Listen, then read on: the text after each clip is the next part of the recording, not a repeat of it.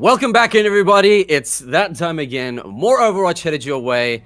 It's the Ethereal Crown, and we're ready for our next matchups. I'm super stoked.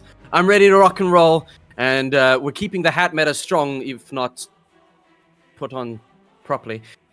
Regardless, it's myself, Snowball, coming at you right here, and with me is the delightful, the beautiful Sushi Roll. We're going to be taking you through this next matchup, and Sushi, what's your feelings heading into this matchup of Ethereal Ducklings versus Inglorious Blasters? My feelings are kind of mixed, to be honest. Ethereal Ducklings have been showing some really impressive and promising plays recently, but Inglorious Blasters being one of the top-end teams of this tournament, I feel like it could be close, but it also could be leaned towards Inglorious Blasters. Ultimately, it's going to be quite the power clash, and I know that Inglorious Blasters have quite the history of victories and power behind their name.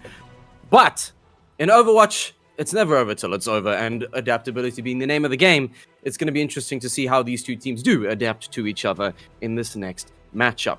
I have the privilege of watching Vanquish play just prior to this, and that really was a powerhouse play. It was a 3-0, and Ravens, again, Luna Ravens, congrats for putting up the fight that they did, but ultimately, it's Vanquishers walking home with the victory in a 3-0. Now, will we see something similar coming in here for ED versus IB? I'm not sure. I know that there's more, it's a larger team, meaning that we have the opportunity for more substitutions in and out, which I'm sure will keep both teams on their toes moving forward. As usual, it's your same map ban structure, and first to three. A reminder of how that works very quickly is hero bans will affect both teams. Bans only last for the map that they were banned on, but bans cannot be repeated by the same team throughout the series. So thinking ahead rather than just acting on the now is very, very important. However, Miss Sushi, what are you thinking that ED needs to bring to the table against a seasoned team like Inglorious Blasters? Honestly, I feel like they just need to play together. They just need to focus on the dive aspect and play as a team and play together in full coordination. Coordination is going to be the name of the game, and as we can see here for Ethereal Ducklings, a reminder of your fantastic lineup. It's Ripe, Voidaruni, Phoenix Tears, Novatic Queen, and Coconuts. So, with this being this is their preferential pick, and so yes, we can't glean far too much from just their preferential picks, although I know we're going to want to play to our strengths. It's going to be interesting to see, you know, just how much in their own comfort zone they will be able to play, especially against a team like Inglorious Blasters. There's some of your player cams as well, some of your favorites, I'm sure. And Inglorious Blasters, the lineup is Ontia Diablo, The King, Zwoom, Atsu, and Apricornicus. With what we know about their preferential picks on both sides, Sushi, what are you expecting to be both the action and reaction compositions for both teams? They both seem like some kind of soft dive team, which kind of just links to being able to play and coordinate with each other. But I see on Inglorious Blasters they have two favorite characters being two flanking characters, which can put them at a disadvantage if they are playing a comp like that, because the main raw damage of a hit scan is needed. But I've seen people pull it off, so I'm willing to bet they can. Well, we have our first information here. It's map 1 is Nepal, and the first ban from IB is Mauga. So, an interesting initial ban, and look, I actually quite like Nepal as a map.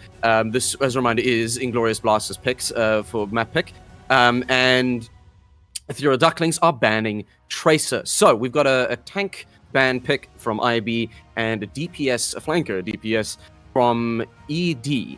Does this speak to your initial speculation on how these comps are going to go, Sushi, or do you think that things are going to shake up a little bit now?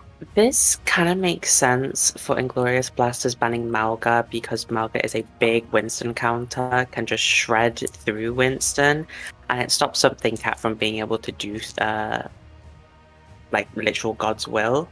Ethereal Ducklings banning Tracer is really smart because they have Auntie Abla on the team, who's a very, very good Tracer player. So banning Tracer really does give them maybe a little bit of an edge on Nepal. I'm certainly looking forward to see whether they are going to be able to respond to this. I mean, again, cheapers. I've seen a lot of like strength in Malga, but of late, not a lot of Malga picks. So the ban itself, I'm interested to see its overall effectiveness. I'm sure as a reminder, for each of these, the picks, the bans, and the subs, the teams have a total of 60 seconds to lock in all of these. And speaking of substitutions, for Ethereal Ducklings, Nova is out and Lix is in. That's going to be good to see. Yeah, they're swapping Lix in for the Lucio because he is Lucio connoisseur. I always love Lucio. I do, but again, maybe it's the skates, maybe it's the hair. At this point, I'm just excited to see how he's going to affect these rankings. And for a start, something I want to see is whether the teams are going to be dropping into their usual like comfort and aggression from the Inglorious Blasters side. Like, is that something they're just going to bring in right out of the gate, or is there going to be a bit more respect played or given towards each side on this first map, Nepal? It's control. That means it's going to be a lot of concentration. There's not as much opportunity to, with your push maps to play all over the map. So big and brawly. Maybe we're going to see that factor into our overall comps, and we're going to see that very, very shortly. As preparing to attack, we have Inglorious Blasters and Ethereal Ducklings. Here's your pick, Sushi. What do you make of them? Inglorious Blasters with a Reinhardt pick seems kind of interesting, but I'm willing to bet that they might be able to do good on it. Ethereal Ducklings with the Winston, the Kiri, the Lucio, the Echo, very, very normal for these players to play.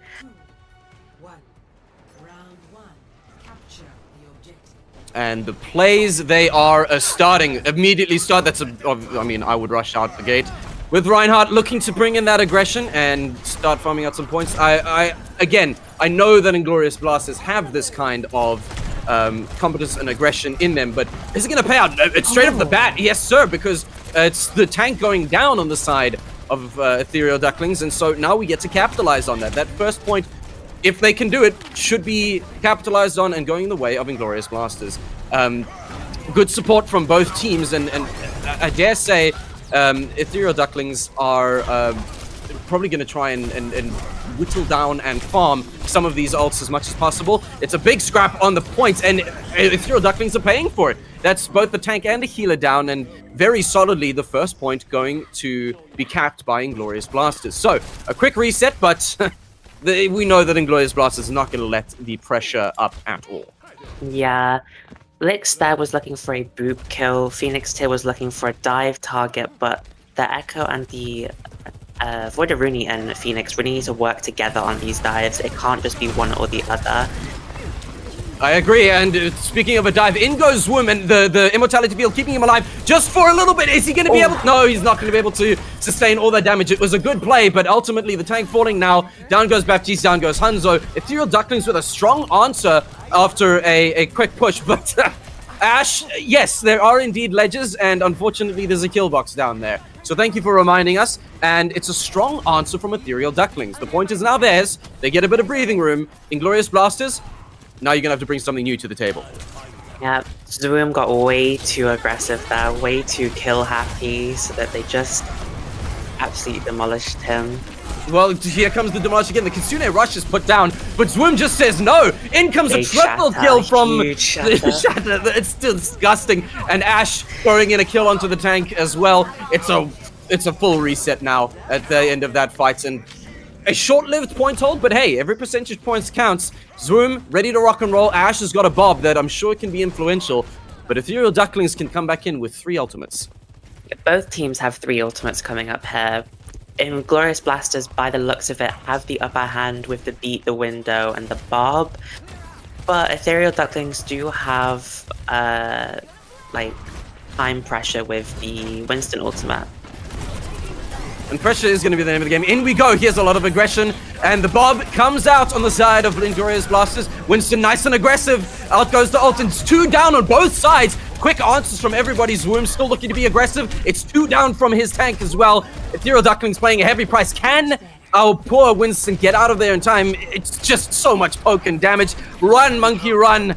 And unfortunately, though many lives are taken, the point stays with Inglorious Blasters. Hey, look at that, Lix. You made it worth it. You made it worth it. A boop kill on the side of Ethereal Ducklings. Oh, nice wall. Beautiful wall. It's another 2 down now for Ethereal Ducklings. Oh, sorry, 2 kills for Ethereal Ducklings.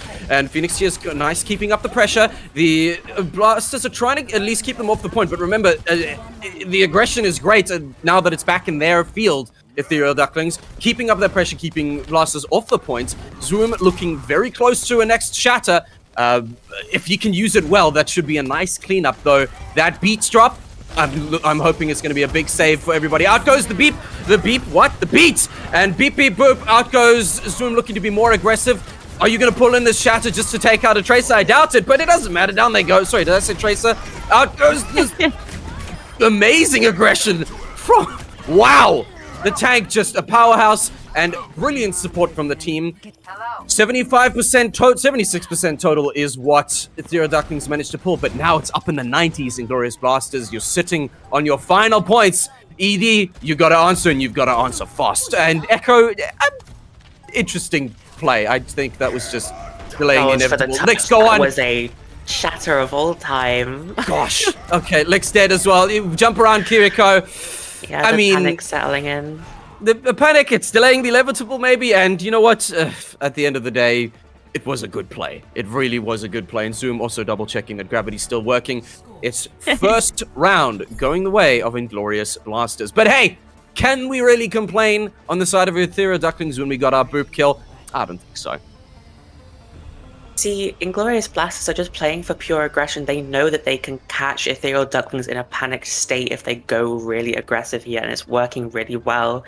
Lix and Phoenix are really trying their hardest to respond to this, but I just feel like Lix and Phoenix are going a little bit too fast for the rest of Ethereal Ducklings, so that not everyone's playing together. It's kind of just crumbling at the point.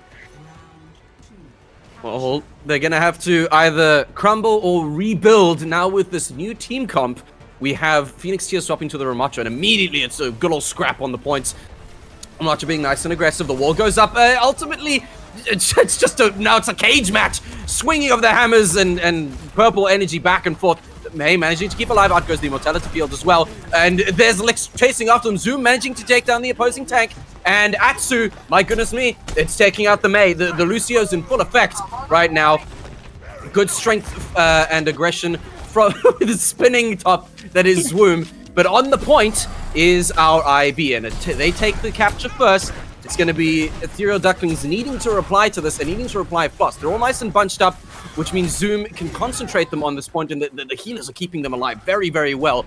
Ripe, you need to start making some of those picks, I dare say, and May maybe sowing some discourse, but it's Zoom with a whole bunch of... I don't know, they're in their element. They're having fun.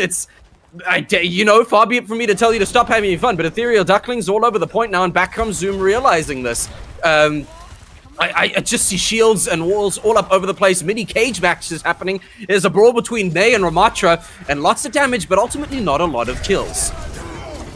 Whoa, but there's the smash. And the pin. Bye-bye, Ramatra. Huge damage. Can we capitalize and finish? Coconuts is there to keep them alive. It's on Diablo, however, with the 2 Ash kills. Run, Lucio. You're going to have to get out of here. You're hunting. Leave Lex alone. Just let him get away. He's got beats to make. The pin narrowly missing, and the Lucio trying to keep that pressure up. Well done taking out Coconuts. There's one less healer on the side of Ethereal Ducklings, and they're capitalizing on it as Ramacha manages to go down as well. Sorry, Zoom managed to take down Ramacha. The May wall up there. Zoom just seems to be the epitome of apathy at the moment. They've still got the point. It's ticking up slowly, and Zoom with all the confidence in the world. And now we're looking prepped for our next team fight, Sushi, and 3 ultimates on both of them. I think Zoom is just trying to give his support some ult charge. 'Cause I have no idea what he's doing. Really aggressive play with the Bob and the Blizz at the exact same time. Massive, and then the beats as well, just ultimate sustainability, and it's working! It's working! They're falling, Ethereal Ducklings, 1, 2, 3, 4. It doesn't matter if you put out the damage, if you can't put it away. That was beautiful ult combination. IB knows it. They're not even standing on the point. Out goes the beat from Ethereal Ducklings, but goodness. unfortunately, instead of a bop, it's a funeral march. IB take map 1. A beautiful play from Inglorious Blasters, and good banter still happening in the chat. I'm happy to see that.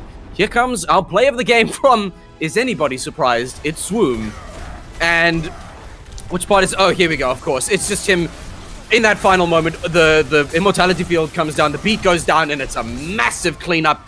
Is he using a hammer or is he using a mop? I'm not sure, but he cleaned up his opponents. Well done, IB. Well done. Map 1 is yours.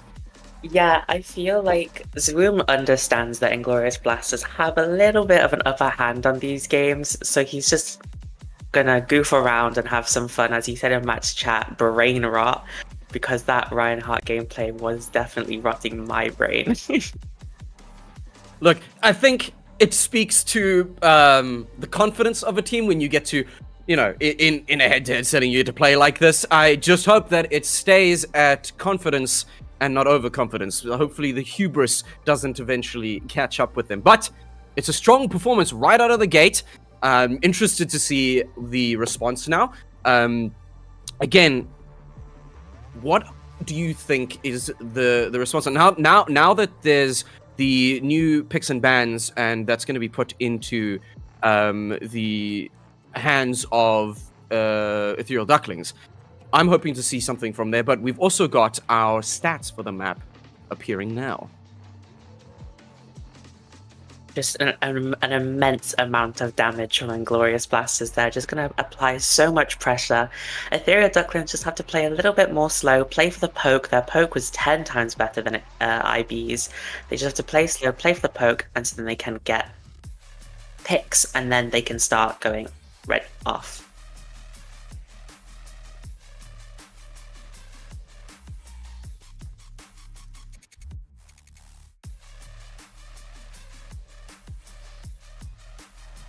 It seems map 2 will be Runa Sappy, pick from Ethereal Ducklings. Runa Sappy being a really, really good push map, really good for aggression, I believe.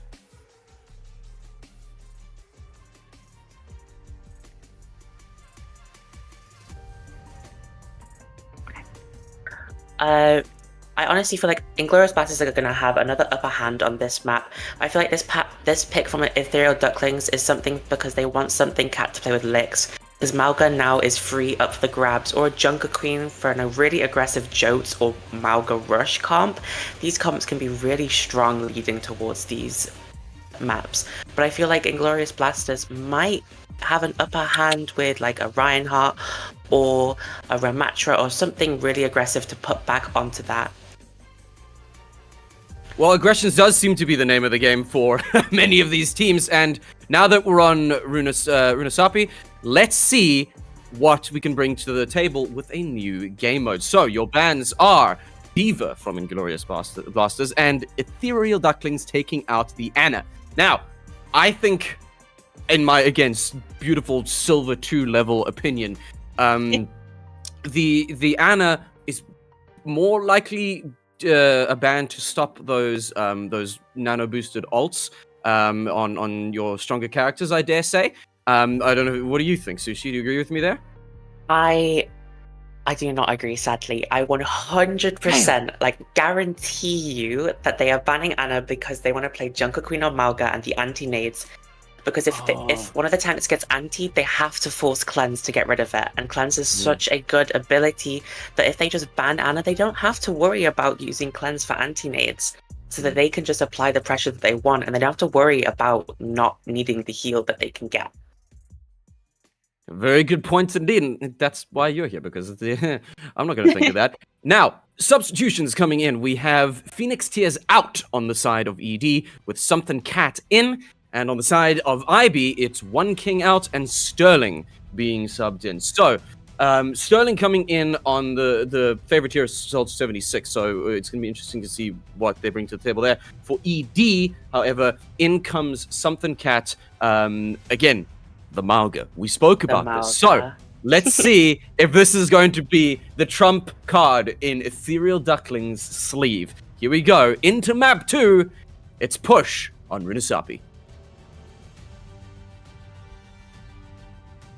Yeah, I'm really excited to see if they play Junker Queen or Mauga. If they play Junker Queen, they're going for more coordinated rushes. With the Mauga, they're going for angles and they're going for the initial stomp onto the battlefield. Pun intended. Pun intended, and I'm sure violence intended as well from both teams. Here's all of your wonderful player cams. Look at those smiling faces. A reminder that this isn't just any ordinary tournament. We've got both cash and land up for grabs here as we start map 2, and it's our new compositions in. As suspected, there's the Mauga, ready to rock and roll, and Sterling on the Soldier. So, not unexpected there. Zoom sticking to his guns with our beautiful hammer shield boy. And look at that. 2 Lucios blessing us with their presence. Here we go again. Map 2 starts now. Yeah, the Mauga's going to apply a lot of pressure there to the Reinhardt. I feel like they picked Mauga instead of Junker Queen here because of that initial pressure that Mauga can apply. Ethereal Ducklings has a way better poke here with the Mauga already getting an early pick on the Tracer. Nice Voidaruni. Very well played, and again, Venture, great for diving to the back line of diving. Indeed goes Mauga. It's a massive scrap just outside the point, and Voidaruni, are you going to make a clutch? No, it's Lex eventually taking out the Baptiste, and Ripe following up with their own frag on Sterling. So, out of the gate, Ethereal Ducklings, very, very strong. Well played, and answering the early aggression of Inglorious Blasters with aggression of their own. Ripe, I mean, bless you for trying, but Zoom just swats the Tracer Flyer out of the air. The healer's desperately trying to keep their team nice and healthy as they now move up this point with the robot in their possession. The scraps are not stopping though. Mauga deep in this team fight and managing to put the enemy tank to rest as well. It's contested on the points, and Mauga backing up just to get a little bit more heal, but my goodness me. It's just there's a witch hunt at the moment. Sterling, that extra sprint ability isn't gonna save you this time, Chief. Yeah, they are just playing to shut down whatever is annoying them at the moment. If it's the Reinhardt, the Soldier, the Tracer, they're going to be playing together, playing for that initial pressure. What I want to see here from Inglorious Blasters is to swap off that Reinhardt. It is giving them a huge crutch right now. They really need a tank that can deal with a Mauga. Well, they're going to have to deal with them right here, right now before they switch, and out comes a ult from the Tracer. Goodness me, 2 go down immediately. There's a lot of damage negation for both of these teams, and it's again, we're seeing Zoom brawling it out on the point. Out goes the ult, and it's just a bop kill onto the tank from Lucio. Zoom picking up his own kill on the opposing Lucio rather, and Tracer v Tracer ends with Ripe falling down. A decisive finish here, and now back in the hands of IB is the robot for their own push. ED, again, fantastic plays, and I know you said that they're going to need to, have an answer to this Mauga, but hey, if Zoom's confident, let's see what happens. I don't even have time. The Kitsune Rush goes out. Ethereal Ducklings looking to keep the pace in their own court. Down goes the beat drop. That's a lot of survivability. The massive damage boost as well as the Lucio does go down. Yes, sorry, the Lucio goes down.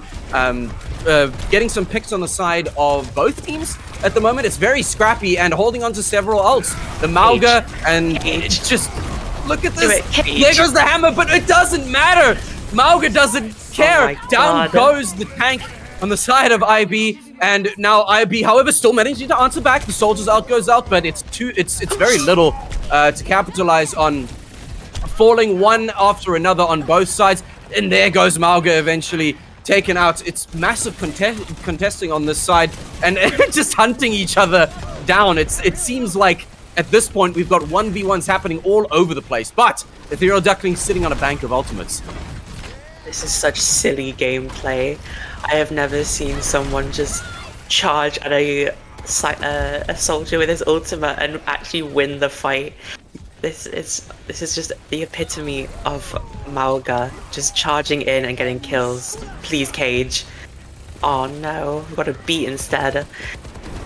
Well, honestly, the silly gameplay seems to be working for Ethereal Ducklings, because with the last time IB really controlling the pace of the game, it is, oh my goodness, in comes the Cage there. That's interesting. But, you know, looking to try and capitalize on it anyway. 2 do eventually go down for IB, make that 3. But, you know, the Lucio managing to take a pick on the way out. And despite Ethereal Ducklings seeming to have more control over this, it's been a very, very even amount of objective capture.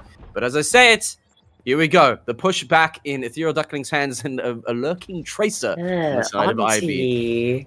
What are you doing? He's looking for a kill on the... This is so mean. That's just bullying. Goodness me.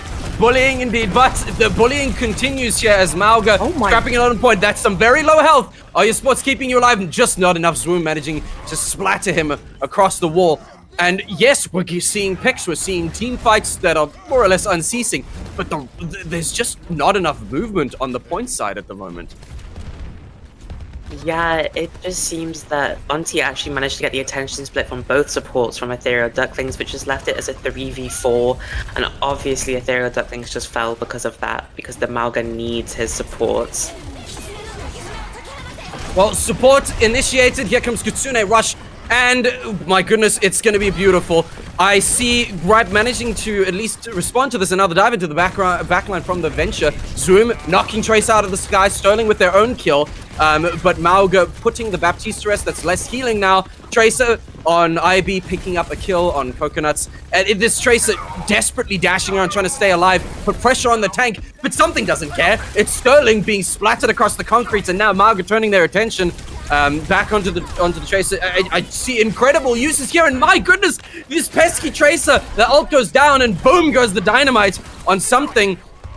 Tracer remarkably staying alive and picking apart the roster of Ethereal Ducklings. It's a beautiful play, and slowly does it. The point pushes further back, and let's not get too hasty now. There's the haste. Okay, Venture said that's quite enough from the Tracer. Auntie Ablo is absolutely tearing through Ethereal Ducklings. Oh my god, that Reinhardt disappeared. Disappeared indeed. Poor Reinhardt. Listen, Voidaruni playing the Venture very well with diving in, causing that havoc in the backlines. And I say dive with the pun very much intended. Thank you so much for that. But again, the points haven't even reached their first major reset point. Only now do we see some more movement. It's a scrappy play style. I have to say, that's the adjective that comes to mind here, Sushi. It's scrappy. There's no real. It's an unrelenting force from both sides.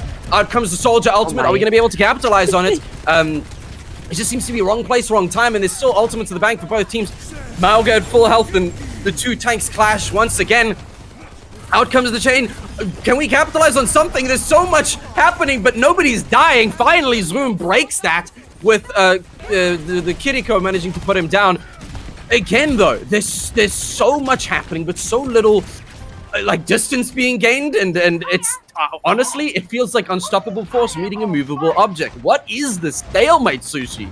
This is what I love to see from Ethereal Ducklings. They're finally playing together again. They're playing for this amazing pressure. This Venture is just applying a massive attention split, and the amount of pressure being put onto this Reinhardt is so intense. Looking for a big shatter. Oh! That's a shadow that goes out, and can we capitalize on it? Yes, we can. Down goes the tank, as well as that pesky Venture. Now, we've got 2 down on the side of Ethereal Ducklings. Let's push and capitalize on it. I hope that they manage. There it is. I was going to say, can we finish them up? That is a beautiful team kill. Inglorious Blasters seem to have heard you, Sushi, and they're better off for it. Yeah, so I always live by the statement, if you want to play Reinhardt, play the Reinhardt with a Bastion, because the Bastion can apply more pressure on the enemy tank than the whole enemy team can apply onto your Reinhardt. I see that Sterling has swapped the Bastion here to apply this mass amount of pressure onto the Malga. I mean, he saw his miniguns and said, hey, I can do that. Oh. But you know what else can happen? Voidarudi can take down 2. Sterling with a quick answer, but it's also Zoom falling. That's the tank on Sterling down on the Bastion as well. And Malga, in we come. We're not done. We're ready to brawl for this point and take it back for our own. A beautiful play there. And again, the robot swaps hands. It's walking all the way back. My goodness, the identity crisis this robot must be facing. Oh, we've swapped to Junker Queen. Zoom has had enough with the pressure on the Reinhardt. He now wants to take control of this game and play Junker Queen. Here comes the control indeed, and down we come. My goodness, beautiful Sterling. Well played. It's Lick's getting taken down. We hate to see a Lucio die, but you know, sometimes it happens against Junker Queen. Brawling it out with the Malga. A good amount of pressure. Again, put on the Malga. There we go. Down goes something. Tracer, a minuscule amount of health left, but it's a little too late as the Lucio puts them down once again. And look at that. Changing hands. It's 20 seconds left and near single-digit meters of difference between the scores, Sushi. If Ethereal Ducklings manages to win this fight, they win the game. But if they don't contest soon, they can't. They have to stay on this spot. Oh my god, they got the first pick.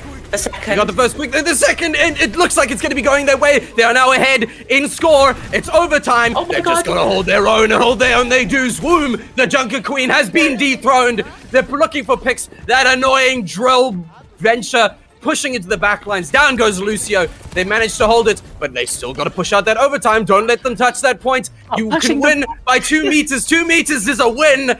And well done, Ethereal Ducklings. An absolute stalemate. A war of attrition. But hey, a win is a win, whether it's by 2 meters or 20. Ethereal Ducklings, well done. You take this one home. They just managed to push through. That's so amazing.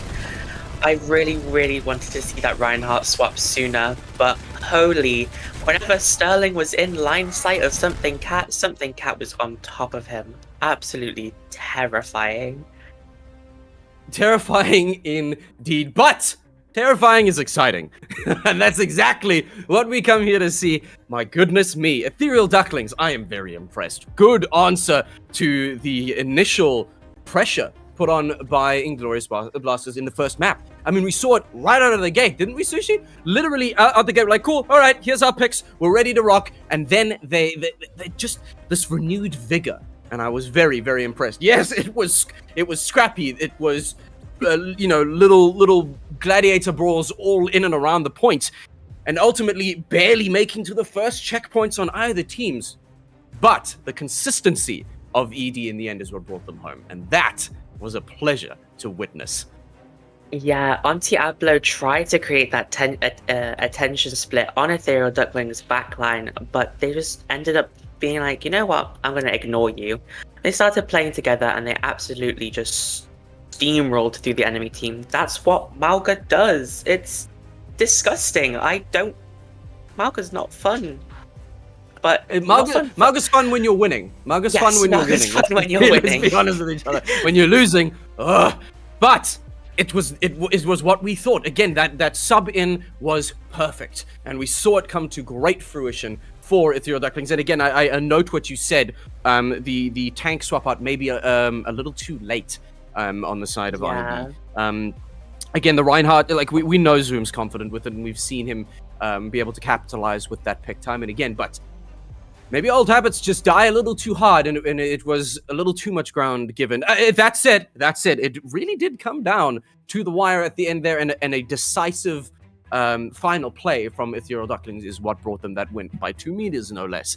I'm very impressed, though. Very, very impressed. I think we may have some map stats shortly, but regardless, ladies and gentlemen, if you can just bear with us, technology is great when it works. When it doesn't, we have to have things like tech pauses. So if you can bear with us for 2 minutes, I know you don't have that kind of attention span, so maybe pull up TikTok for about 90 seconds. We'll be right back with you. We're just going to sort a few things out on our side. Thank you very much. Stay here, and maybe did you bring back some snacks?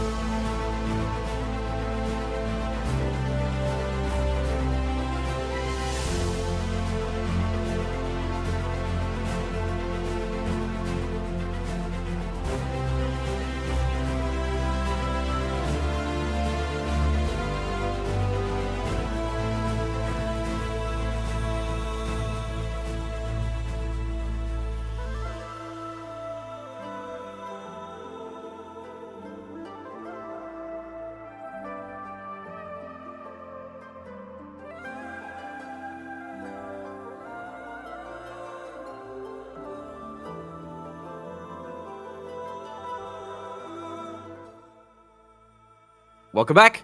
It's time for map 2 now that we've given technology a stern talking to. We're ready to rock and roll again. And, sorry, did I say map 2? It's map 3. And map 3 is Gibraltar. The bans this time are Kiriko being banned by IB and ED banning D.Va, which is very interesting. I'm sure our substitutions will be coming through very shortly. But just based off the back of that, plus our... oh, here's map stats. Sorry, check that out. I mean, you can see there that with the damage blocked, I dare say that speaks to the newfound aggression there on the side of ED. What do you make of that, Sushi? I feel like that's just Zoom holding right click on the Reinhardt shield. That's all Zoom could do against a Malga.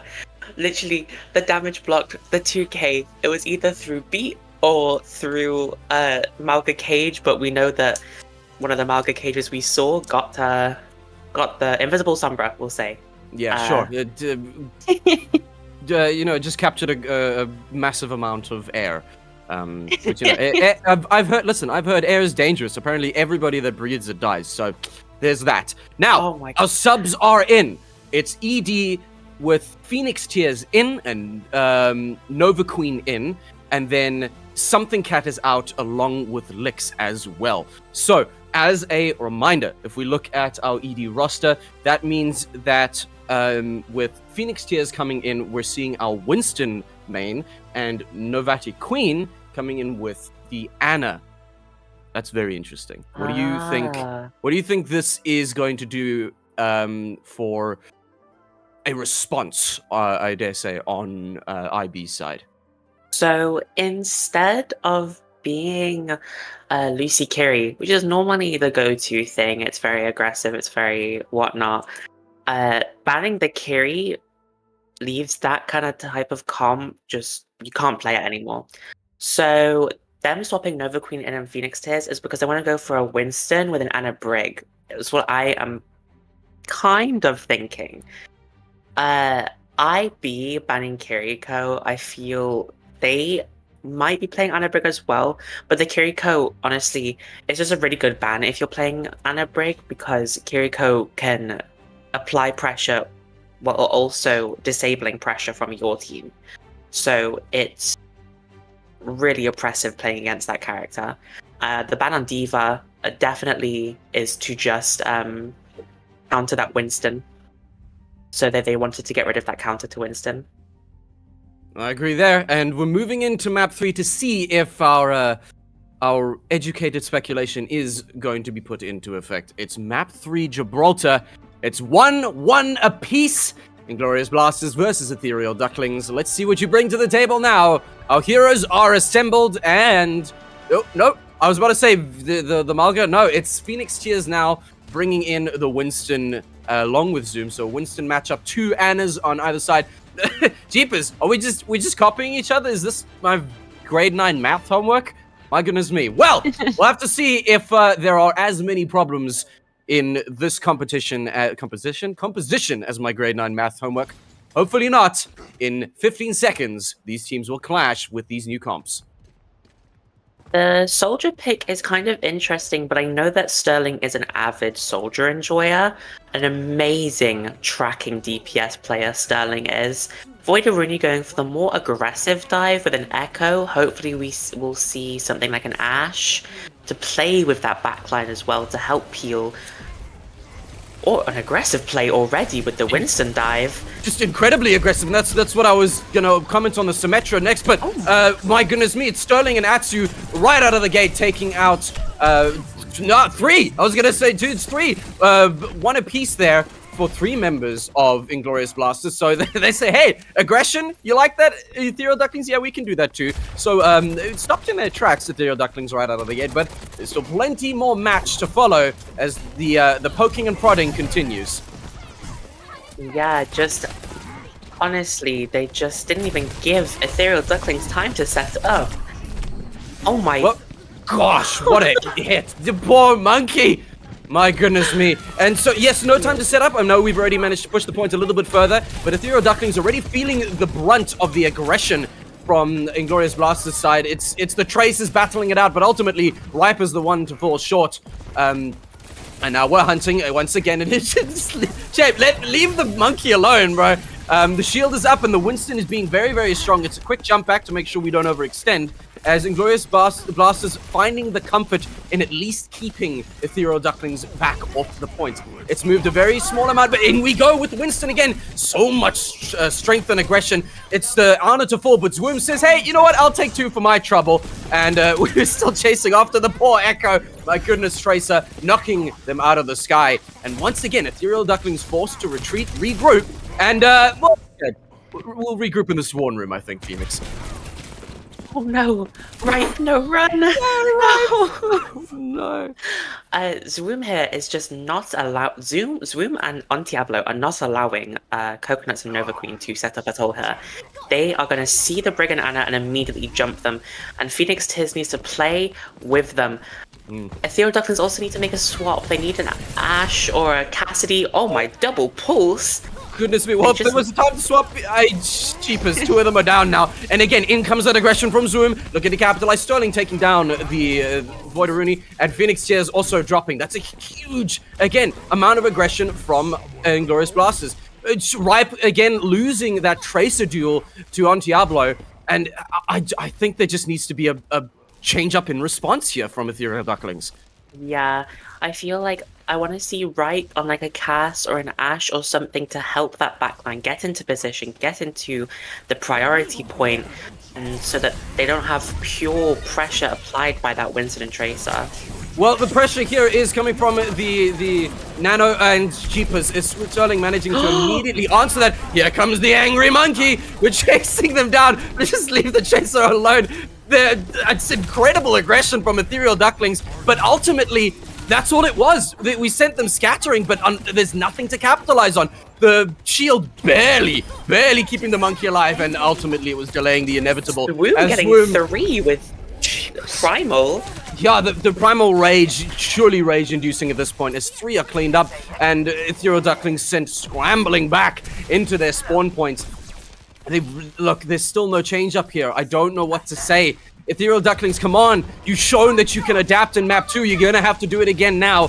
It's only 20 seconds left to push that payload. And again, Ripe losing that Tracer duel.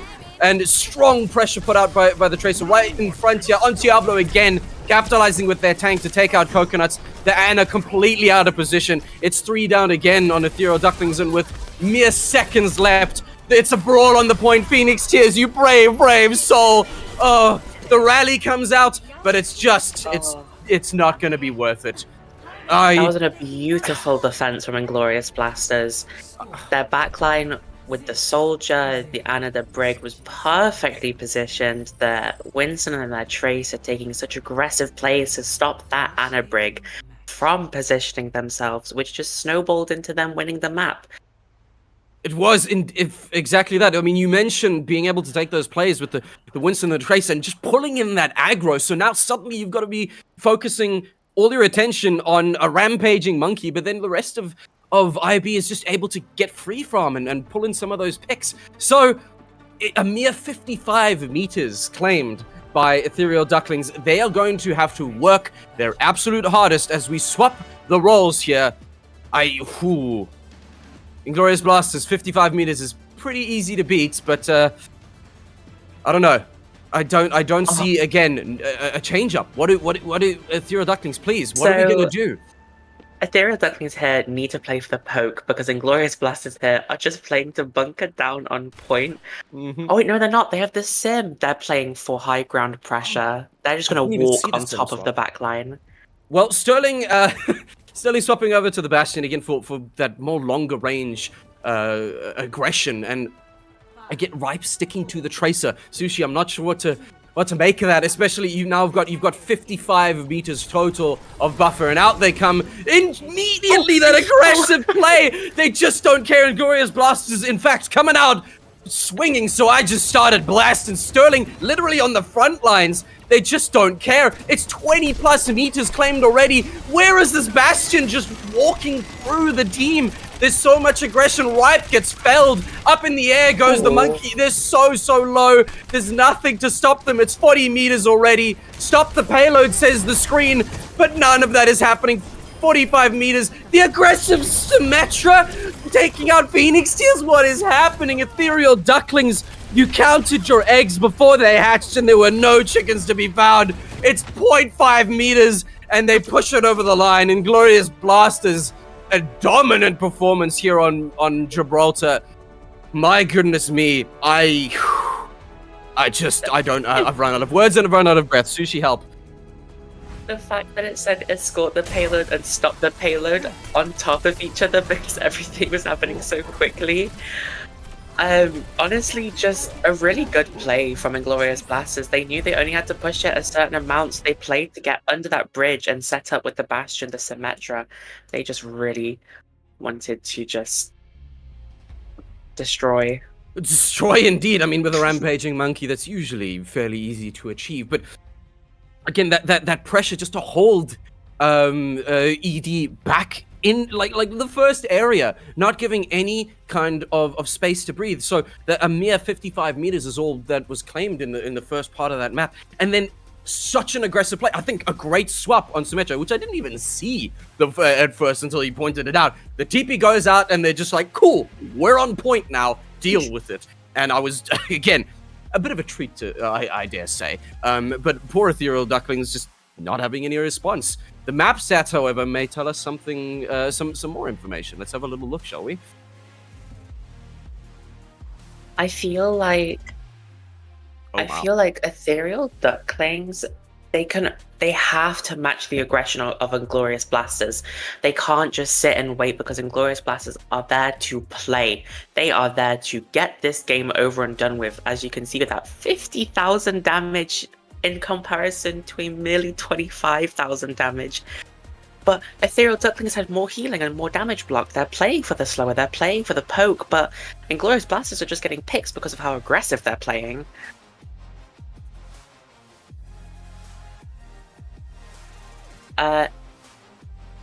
It seems that the map 4 is going to be King's Row. How there we go. Excited for this? Yes, 100%. I mean, look, I enjoy a King's Row, not when there's, a freaking Diamond Widow on the other team, but, that's a conversation for another day. Ethereal Ducklings is picking this map, so King's Row, hopefully, again, putting the ball back in their court after the previous match.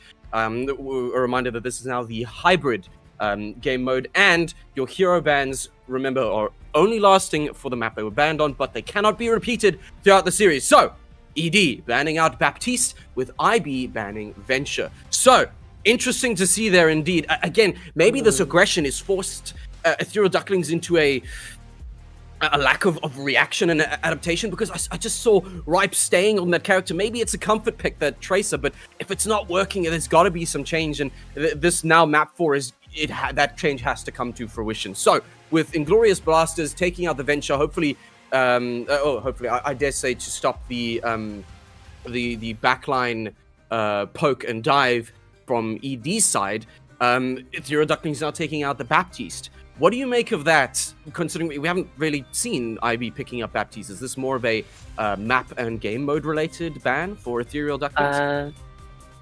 IB has played Baptiste on almost every single map. Am I mixing my characters again? I think you are. Yikes, dude. IB has been playing Baptiste on everything except Gibraltar. Nice, Steven. But I know for a fact that they're banning Baptiste because, yes, the Inglorious Blasters Baptiste is very good, but I know Ethereal Ducklings has a Moira player, which is the secondary pick to a Baptiste. So if you get rid of the Baptiste, you have to be forced onto the Kiri or the Moira. The Venture ban here indicates that Diablo is just absolutely so done with getting one shot by a Venture on Tracer. That is the truth. And again, talking of picks and choices, we now have some subs in and out. So, Something Cat and Lynx are back in on the side of ED. That's Phoenix Tears and Nova Queen out. On the side of IB, however, Sterling is swapping to support, and it's one king in with Atsu out. So, immediate changes up, and not just with the bans, but with roster.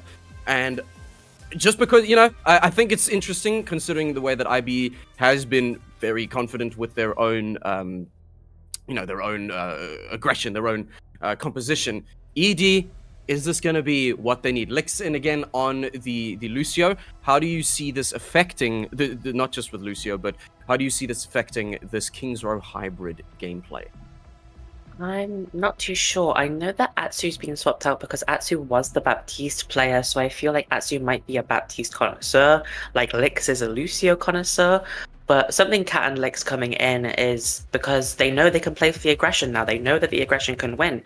So I'm probably going to see another Malga coming in. Just absolute destruction on the front and the back line and the mid line, any line. It's just Malga.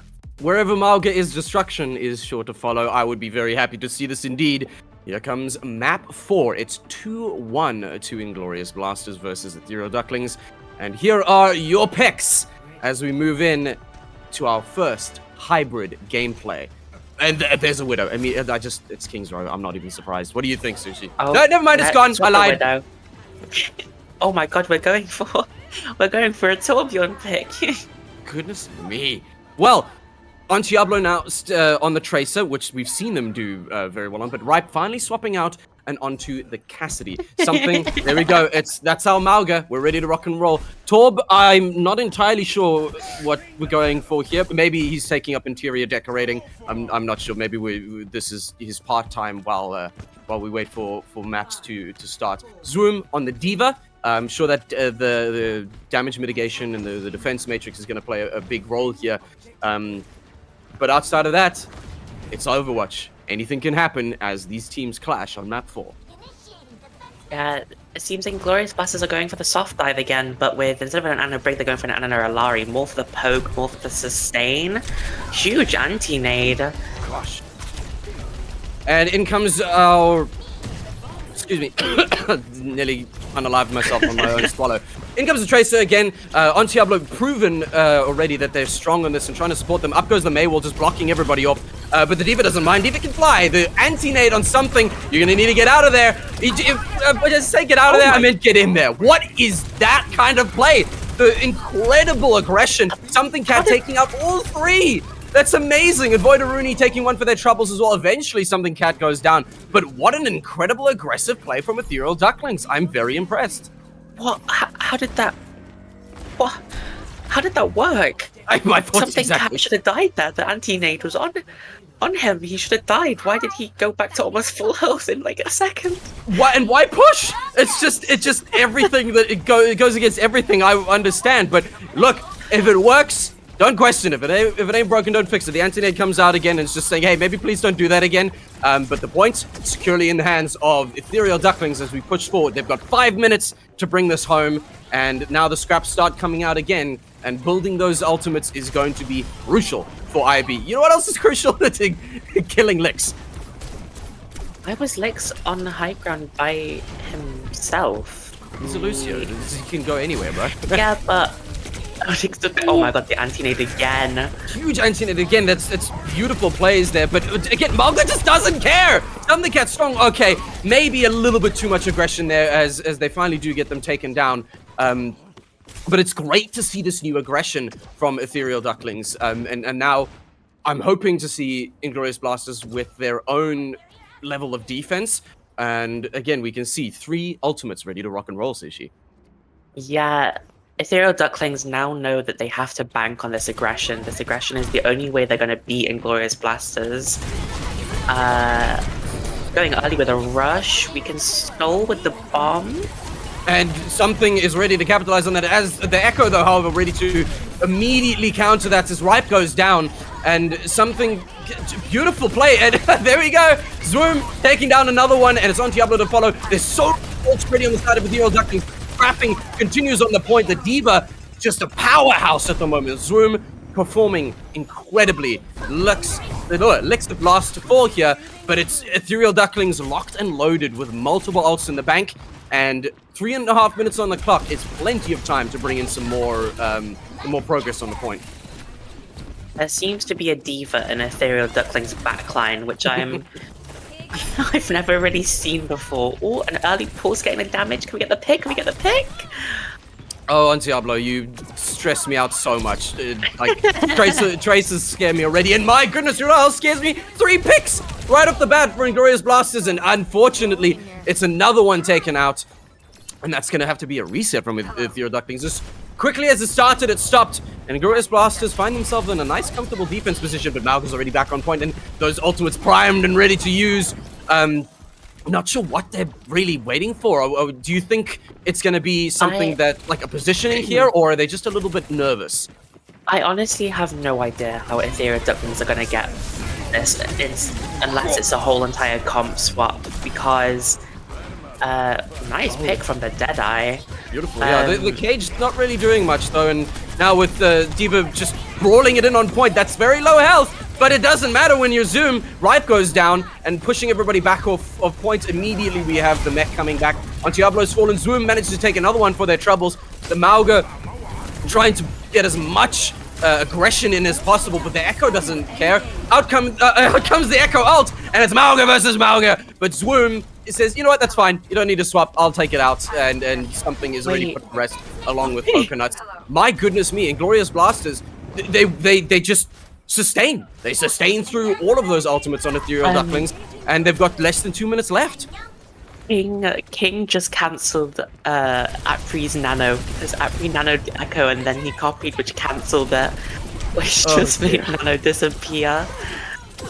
It's so unfortunate. Out comes the Blizzard, and the wall nearly claiming you. Sterling goes down. King managing to find Ripe on the side there as well. Mauga's now back on point to bring that aggression, and we're pushing the payload forward. And maybe get back there. I know you like anti-nading people, but that Mauga's pretty strong at the moment. So, Inglorious Blasters licking their wounds very quickly and allowing Ethereal Ducklings to push the point forward just a little bit more. Oh, Jeepers! A beautiful pick there. And out comes the Kitsune Rush, keeping that pressure up. Something Cat taking down the Ana. No more anti-heals for you. This is going to be some good progress on the payload on the side of Ethereal Ducklings. Something Cat, that's just rude. Yeah, Inglorious Blasters just got picked off that they need to come back to this point, they need to get the high ground control, they need to get all these different angles because they are still playing a soft dive. But Ethereal Ducklings are playing what it seems to be a rush comp, but it looks like just an aggressive dive at this point. Indeed, and with Sterling now on the support and playing this in, the Transcendence is something that we can see come into effect. A massive brawl on the point. We're ready to rock and roll as Mauga is there, but it's Diva that gets taken out. Not sorry, taken out. Out comes the nuke, and boom! Down go two, followed by Apricornicus picking off Voidaruni. Desperately trying to stay alive and retreating Ethereal Ducklings. Sterling's having none of it. Zen has balls to throw in your direction, and he's definitely got the ball rolling now. That was a very, very strong move. And only 10 seconds left. It looks like 111 meters is all that she wrote for the payload of Ethereal Ducklings. Well, and we get touch. We got a touch. Just there on there, but it's an immediate sleep. My goodness. Running into the nap, the cage goes down, but it's too little too late on Diablo, and half the team just make sure that everybody stays shut. I love the aggression here. It's stalling. They've got to stop the payload, but one by one, they fall again on the point. And tranquility is indeed the name of the game, as all of the Ethereal Ducklings put to rest. It's 111 meters taken in round one. Round two, Inglorious Blasters, can you push the payload forward further than that? And considering your your pressure, I would be keen to see it. I feel like we might see a Reinhardt pick here from Zoom, because this is a map for Reinhardt. The other ones weren't, but this one might be a better map for Reinhardt. Have to agree with you there. Zoom, we know you're confident, we know you love the Rhine. Can you bring it into effect now that you are attacking, you're going to be pushing this payload? Look, Ethereal Ducklings, what are your quick comments on that? Because I still think they played very well. Ethereal Ducklings did play very well. They did what they could with the resources they had. But Inglorious Blasters were playing for those angles, those high grounds. And when you're playing a comp like Mauga, Kiri, Lucio, there's not much high ground you can take. There's not much pressure you can take. They just needed to swap to a soft dive like Inglorious Blasters or a full dive like Inglorious Blasters. Take control of those nice angles that they have on high grounds like that window, anything really. Well, I saw briefly. Okay, Zoom, please stop playing with my emotions. Cycling through tanks like I swiped through Tinder, but ultimately settling back onto Diva. Hey, if it ain't broke, don't fix it. But now we've got to see that pressure come in. Apricornicus landing plenty of wonderful anti-heals on on something cat. It's gonna need to be repeated again. But it's just, look at that start, Sushi. My goodness. Swoon just went up and down from window. It was so goofy. It's goofy, but if it's stupid and it works, is it really stupid? It's just scooching past goes Diva. You're very low, but yeah, that's never stopped them before. The Echo diving in, and oh my word, yeah, it's still alive somehow, but Ripe, and then eventually Something Cat finally going down. It just picked apart backline for Ethereal Ducklings, and onto the point come Inglorious Blasters. I'm very impressed. I'm very impressed indeed. It's quick, and that may... are you gonna stay alive? Are you gonna make it out of here? That's a lot of pressure, and you fold under pressure, unfortunate. But the capture within the first few seconds goes the way of Inglorious Blasters. Let's do this. It might look the same for Inglorious Blasters, where they kept the first point but just can't push ahead on the second. This point is really bad to push. It's just a single alleyway. It's so difficult. With the off-angle pressure from Antiablo here, maybe we can get a pulse bomb going, a nice pick potential. Hopefully so, and I mean, it's incredible to see just embracing that Tracer flank. We've got that ult ready to pop, and it's going to be interesting to see who Antiablo wants to chuck it on. King, however, it doesn't matter. He's not waiting for an ult. It's 3 down on the side of Ethereal Ducklings. That huge pressure from from an Echo and a Zen. It's incredible. Antiablo eventually choosing who he wants to take out, but the ultimate's still in his pocket. So, goodness me, I am very impressed. And the payload keeps a chugging forward. Glorious Blasters, there's amounts of silly that you are reaching, sorry, levels of silly that you're reaching previously unheard of. Honestly, Inglorious Blasters, they're deemed to win these pick potentials. They have 3 DPS players and 1 Ana. Yeah, I will not hear any arguments as to the fact that Zen is not also a DPS. In comes the adaptive circuits, the Kitsune rush, and something being nice and aggressive, but Zoom and King immediately shut that down. Yes, we've got the Ana down now, thanks to Lex, and the adaptive circuits of the May. Will be able to capitalize? No, we're not. Both of them still alive. The beat gets dropped, and we're revitalizing the side of Ethereal Ducklings. That sustain is enough to delay the inevitable once again.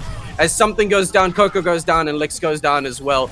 A very strong response from Inglorious Blasters. And yes, I mean, you just say so. Look at Zoom, just leave them alone, man. They're waiting for their team to come back. My goodness, maybe it's indeed, as with well over 3.5 minutes left, tick, tick, tick goes the dynamite, and the payload chugs its way home. IB bring the Uber Eats to the door, and unfortunately for Ethereal Ducklings, it's eating humble pie. The victory goes to Inglorious Blasters, and very, very well played on both sides, but just a little bit more for Inglorious Blasters. Here's your play of the game from King. Again, this Echo, huge plays, 2 taken down right out of the bat, and that huge aggression from Malga immediately punished. I was very impressed with the way that King was playing. I was very impressed overall, but taking it home on map 4, 3-1, Inglorious Blasters. Well played to everybody. Yeah. I think the last map there, the King really locked in on that Echo, getting at least 4 almost every single fight. I think it was so impressive. Incredibly impressive, and again, with an Echo that can constantly be mobile, dive in, pick off those backlines. That's what we saw. And so even with that aggression from Malga on the side of ED, if the attention's split enough and Echo can run free, that's the kind of stuff we can expect. And looking at these map stats, I mean, it's singing the same song, isn't it, Sushi? Yep, Ethereal Ducklings trying to keep up with the healing, but they just can't keep up with the sheer amount of damage that Inglorious Blasters are just piling on the enemy team. Piling on indeed, and I again, it seems to be the name of the game with this kind of aggression, with this confidence, and this time it was Inglorious Blasters that had enough of it to bring the match home. I've been blown away by already the two matchups that we've seen, but it's not over yet. And I don't want to be quite done with this matchup as we look to our MVPs. Now, we saw a lot of incredible plays. I look, if I'm gonna chuck in my little provisional vote, I've been very impressed by Ontiaro's just constant consistency with the Tracer and being the DPS. But King also comes to mind. I'm not sure what your picks are though, Sushi. Well, for the losing team, I feel like something Cat's Malga really, really made them get so close to winning a couple of the maps. So something Cat is my MVP for Ethereal Ducklings, but my MVP for Inglorious Blasters was going to be Zwoom, as Zwoom was having fun but also doing really well. But that last map, I just edged towards King because King just absolutely did amazing. So my MVP for today's game is the King. Well, with 2 votes towards them, King, you're taking home the MVP for this matchup, and damn well deserved. Of course, every player there is valuable. We saw incredible work from both of the tanks, especially, again, that Mauga. I'm gonna be thinking about that later. That's incredible work. And it's everything that we've come to expect, not only from ZA Overwatch, but this Ethereal Crown tournament. I cannot get enough of it. I hope that you feel the same, because guess what? Guess what? We are in fact not done. Once again, we're coming back at 4 p.m. with our next matchup. I'm going to open the tab that I should have had open. That is Pangolins, sorry. English is hard, and sometimes I get it right. Pangolins versus Lunar Ravens. That's coming at you at 4 p.m. I'm not going to be here, but that doesn't mean the games are going to be any less fantastic.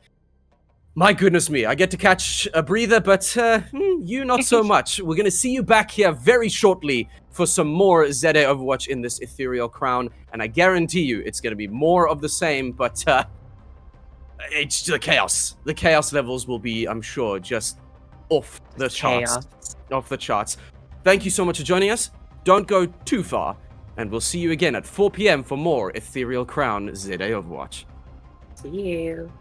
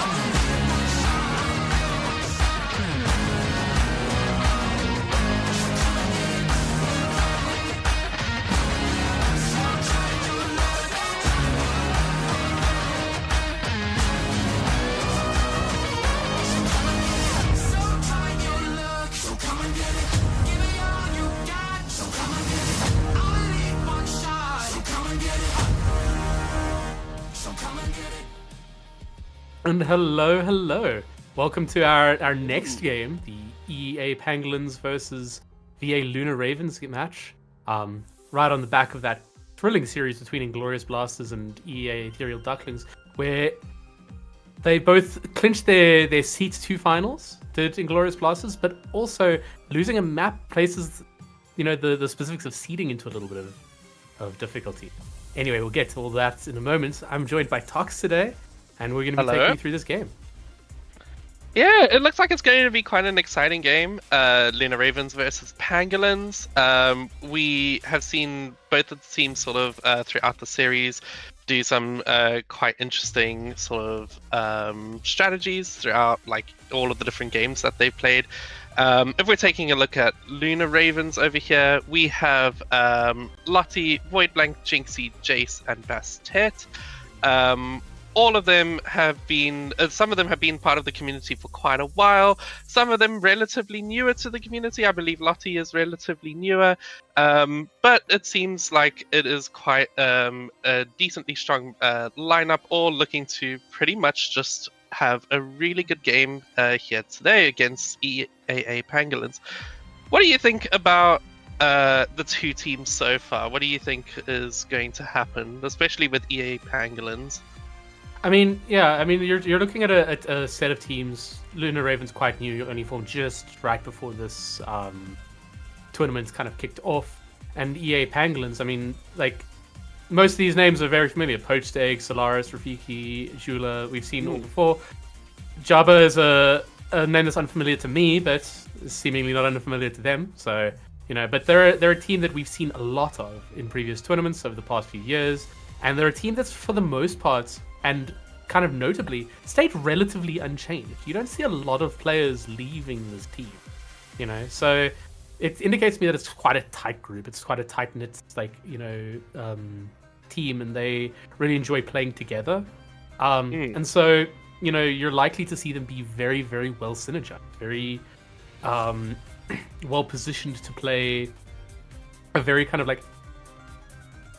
coordinated style of Overwatch. And so, we came into this, you would have expected, off the initial seedings for the seedings, the two teams to be, this is beautiful.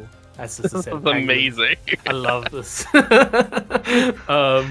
You'd expect them to be able to play very much, it's a team punching up, in Lunar Ravens punching up to try and battle Pangolins, but things can happen. The game can switch in a heartbeat. We've seen it multiple times. Just the last series we saw Pangolin's sister team taking a map off one of the most established teams in the country. So, it's exactly that type of tournament. It's now their time to show what they can do. No, exactly. I'm really hoping for a really close game. I think that close games are exactly what everyone wants to see. We want to see that competition get really fierce, and I do think that these two teams definitely have the potential to draw out a really close game. I think it will be quite interesting to see, especially how a newer team such as Lunar Ravens is able to show maybe new strategies versus Pangolins. As you say, Pangolins is a really, really well established team in the community. But I think that it's always so exciting to see newer teams try and dismantle some of the older teams. I know that definitely, well, both of us know that definitely having some competition is really good to see, and it's exciting. And I hope that this is what the game brings forward today.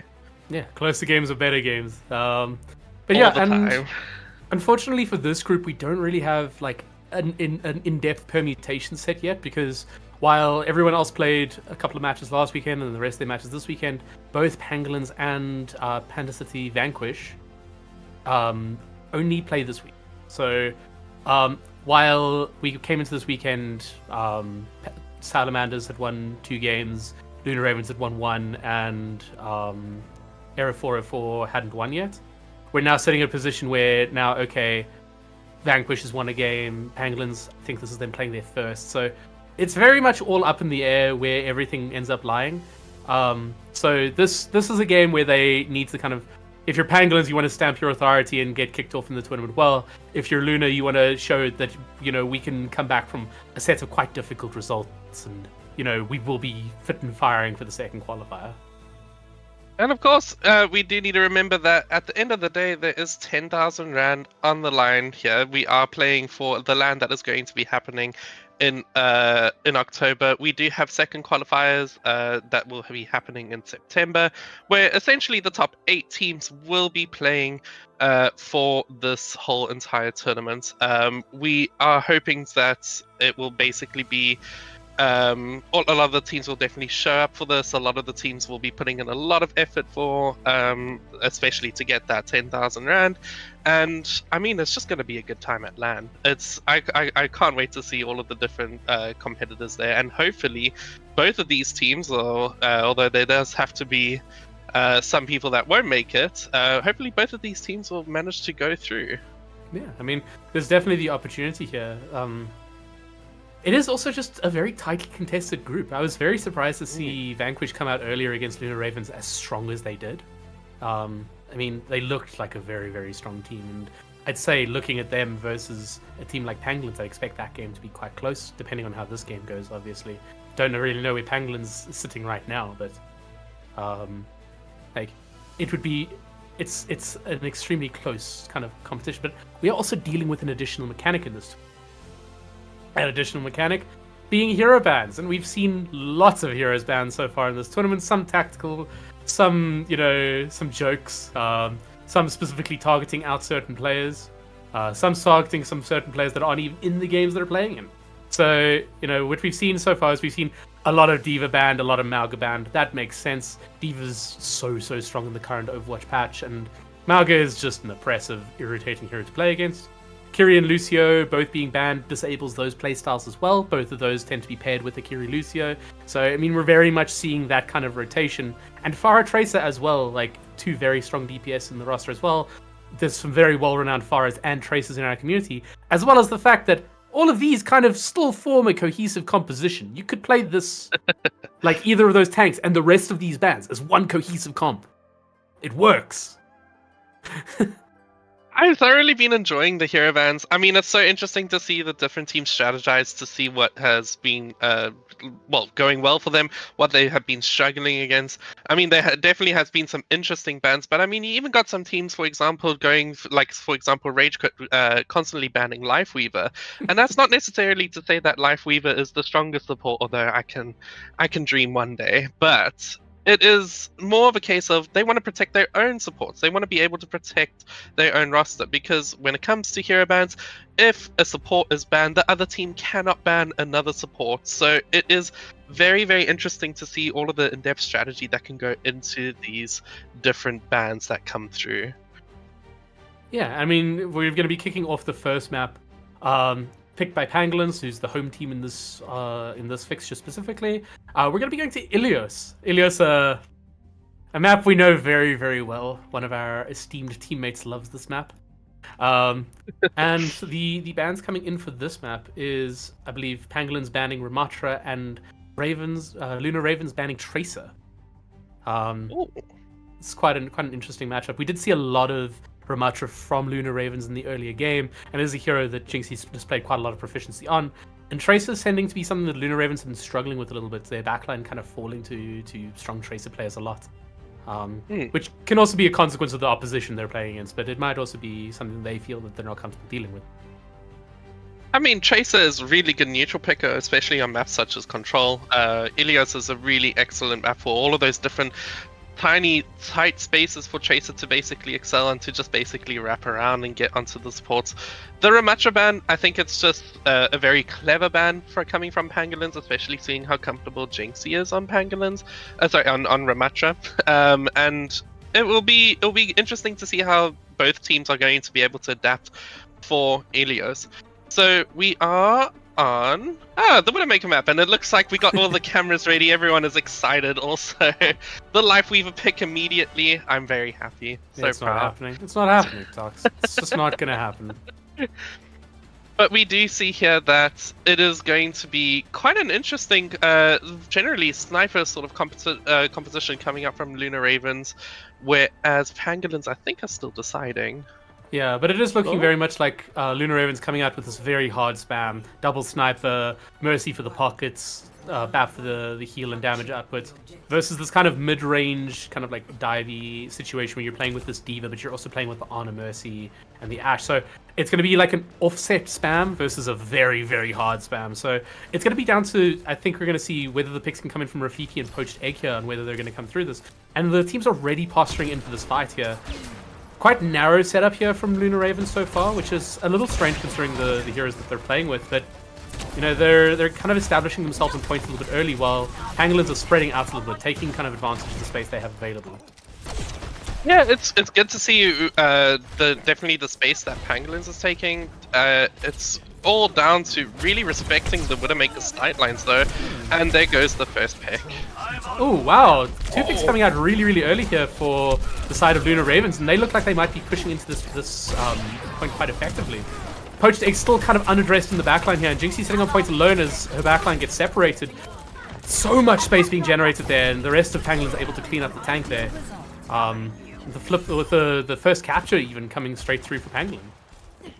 That was really well done by Poached Egg, basically separating a lot of the different supports. Jinxie was kind of isolated on points. We got the res coming through from the early pick-off. Hopefully, Lunar Ravens were going to try and capitalize on that just now. But it seems like a very solid first start. They've already gone into counter-pick. Watch all of the lovely tanks. Dream, it's current. The meta is so great for tanks right now. But we got the Zarya. It's a really smart pick into D.Va. The beam obviously ignores defense matrix. That's already bomb.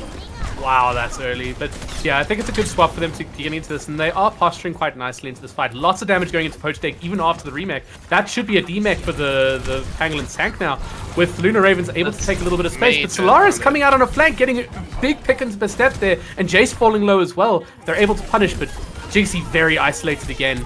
There's just there's a separation call missing there. You feel that they're ending up with their tank pushing without their supports. Oh, will they be able to clear up? Yeah, they are able to clear up. And another res coming through to just basically stabilize for Pangolins. I think that it will be... I think that there was quite a few ults committed there by both... by Pangolins there, especially with the Nano.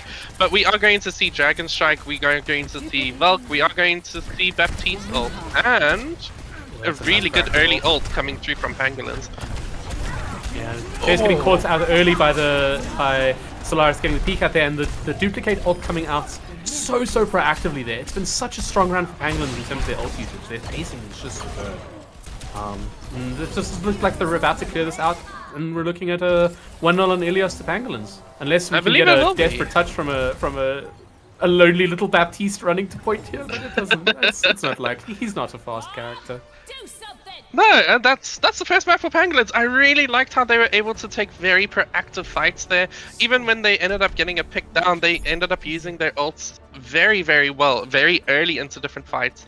And they were able to take different angles on Lunar Ravens, and it just seemed to overwhelm them just a little bit too much. They needed like sort of try and bring that cohesion, and it will probably work really well on this map. A lot more tighter spaces. There's not too many spaces that Pangolin, or different angles that Pangolins can take, and it seems like we're also opting for the Lucio, which will definitely help Lunar Ravens be able to get onto that backline that they need to. And the Mei. We're just going hard aggressive here. We're going. We don't like D.Va. But yeah, definite signs of life there from Lunar Ravens as well. Even though it was 100-0, it wasn't like they were completely out of every fight. They were getting picks, they were getting value in kind of finding space in the fights. It's just a little bit of disconnection between their front and back lines that's eventually leading to them not able to hold out their fights. And they're getting up that early space already in this fight. Lottie getting caught out early in no man's land a little bit, you have to say. But they do have that early control of the direct space, which means that they could potentially get an early capture if they play this well.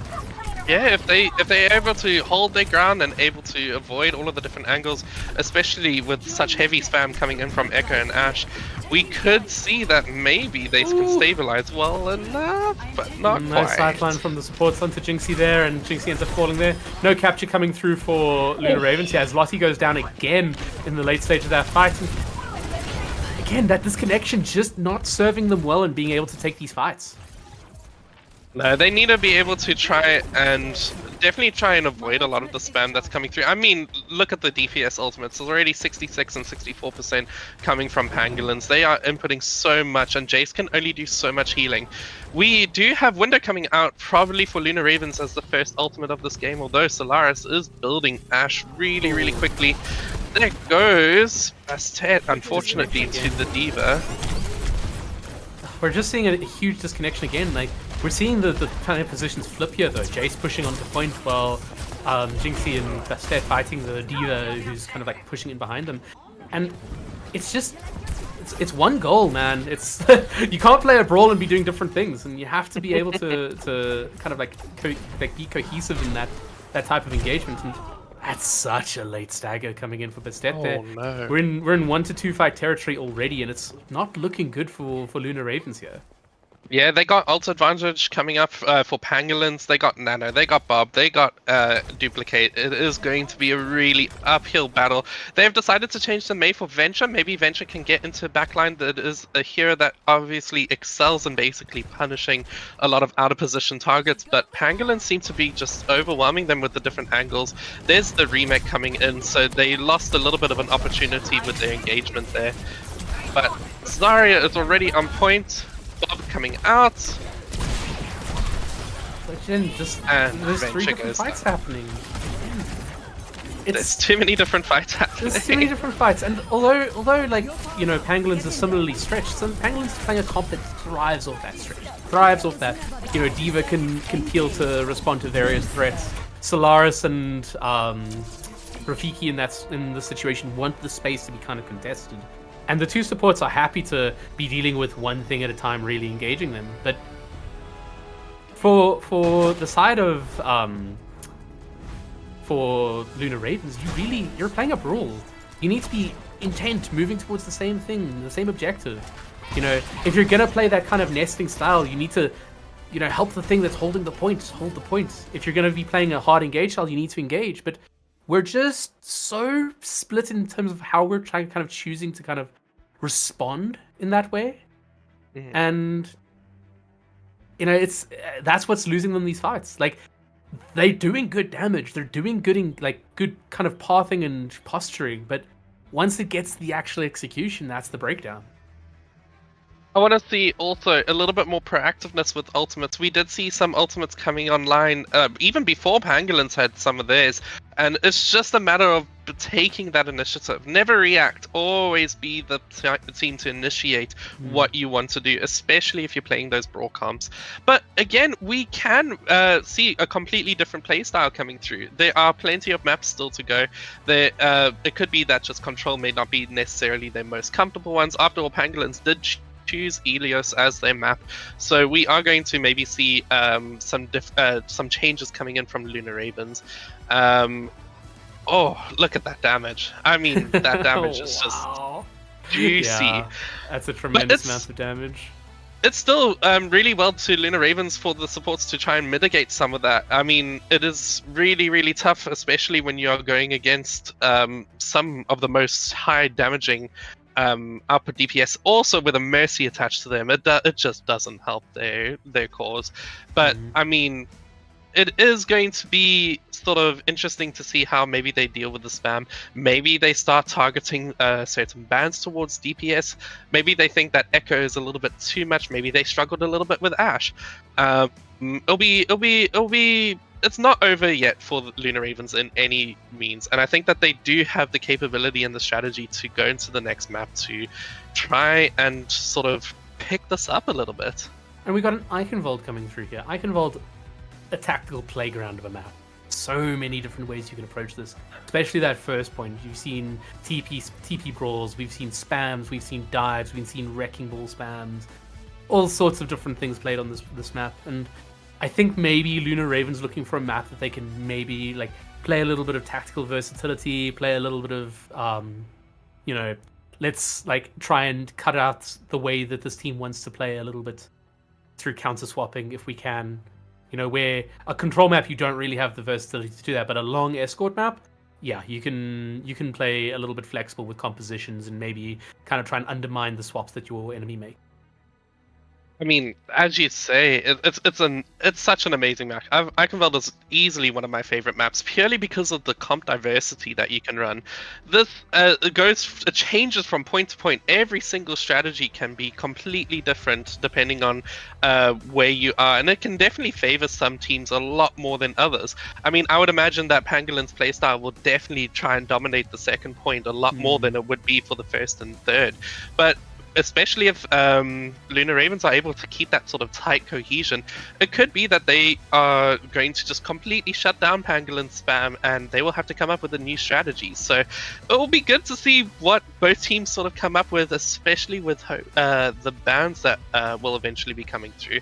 So we're going to try and see what ends up happening. I think Eichenfeld is easily one of the most entertaining maps out there. Yeah, it's great. Like as long as you get past this first point, it's an absolute playground, and it's one of my favorite maps for sure. But I think what you're seeing, we're currently just having a little bit of a disconnection issue in the lobby. So we haven't had bans come through yet, but we're seeing while we haven't seen a lot of poached play more than just D.Va, it is a little bit of danger hours if you can't break that first. We know that her D.Va is very good. Is very good, probably her strongest. And I mean, Solaris on the Ashe, Rafiki on the Echo, tremendous, great team. It fits. It fits point one. Even if they were to play nothing but that style, it fits point. It fits point two. It's going to be a slog to get through those 2 points, but I think you can get to point 3 and get into the brawlier space where potentially your team is a little bit more comfortable if you're Lunar Ravens.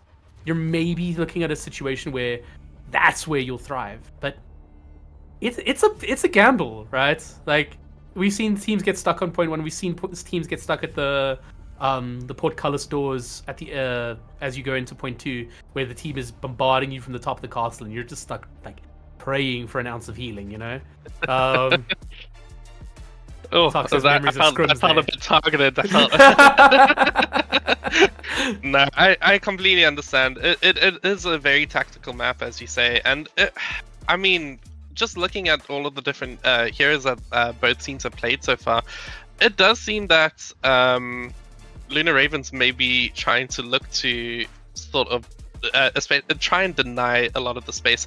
But again, we haven't seen Pangolins dive, and Pangolins do favor dive in a lot of their different hero selections. They do favor a lot of different sort of cohesion when it comes to that. So it could be that they are going to try and target Lunar Raven's supports, especially on this particular type of map, and payloads are so punishing with those long respawn timers and especially long walkbacks to point, especially if you're an old granny like Anna who takes forever to get back to point. So it depends on definitely depends on what their strategy is going to be, but again, it will all come down to the hero bans. It could just change up completely everything. Looks like we're full teams in the lobby now, so banning will probably be starting shortly. What do we think we need to see from Luna here to really kind of challenge Pangs? What do we think we need them to be doing to kind of unite and push a little bit harder than they did in that first map? Ult first. Always ult first. Just send it into their backline. Don't even think about it for 2 seconds. Don't even try and wait for the absolute perfect moment. You have to be proactive in your fights. Otherwise, you could just find that your opportunity is just going to be wasted. And that is a very, very interesting ban coming in from Lunar Ravens. Wrecking Ball. I love Wrecking Ball as a ban here. Because I mean, when you're looking at Poached as a tank player, right? We've seen her play a lot, so we have quite a lot of knowledge. We've seen a lot of D.Va, right? We've seen a lot of Wrecking Ball. We've seen some Sigma. So you're thinking that's kind of where your strength lies. Those kind of traditionally off-tanky heroes, and Wrecking Ball, who's not an off-tank, but you know what? We'll take it. So we're thinking maybe, okay, we want a position where we're able to push the engage. We're not really expecting Winston. So let's ban the other thing that could hard engage our backline. From Pangolin's side, they saw that Reaper. They were like, no, thank you, no muss. Like, give us a break. We want to keep you in those poke DPS, and I think that's a place a band that really reflects their style. It could also be interesting. Maybe you say that they're not expecting a Winston, but Reaper has been quite famous for dealing with Winstons very effectively. We could see a new strategy coming in from Pangolins if Poach wants to play Winston here. Winston is obviously one of the more neutral picks when it comes into this sort of game and play style, and especially with Wrecking Ball out the way and Reaper, it could just be a free playground for Monkey. But we'll just have to see what ends up happening as we enter the map. Oh, I love Eichenwald. I just want to see a good game. So good.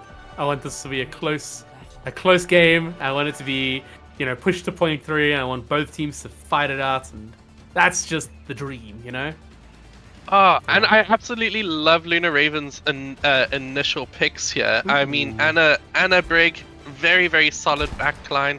That's a Moira. Moira, That's less a Moira. solid. Let's not do that. Moira less solid, but I mean, it still can work. Farah is also incredibly strong on this very first point, able to spam out quite a lot, and we're not entirely sure what the next DPS is.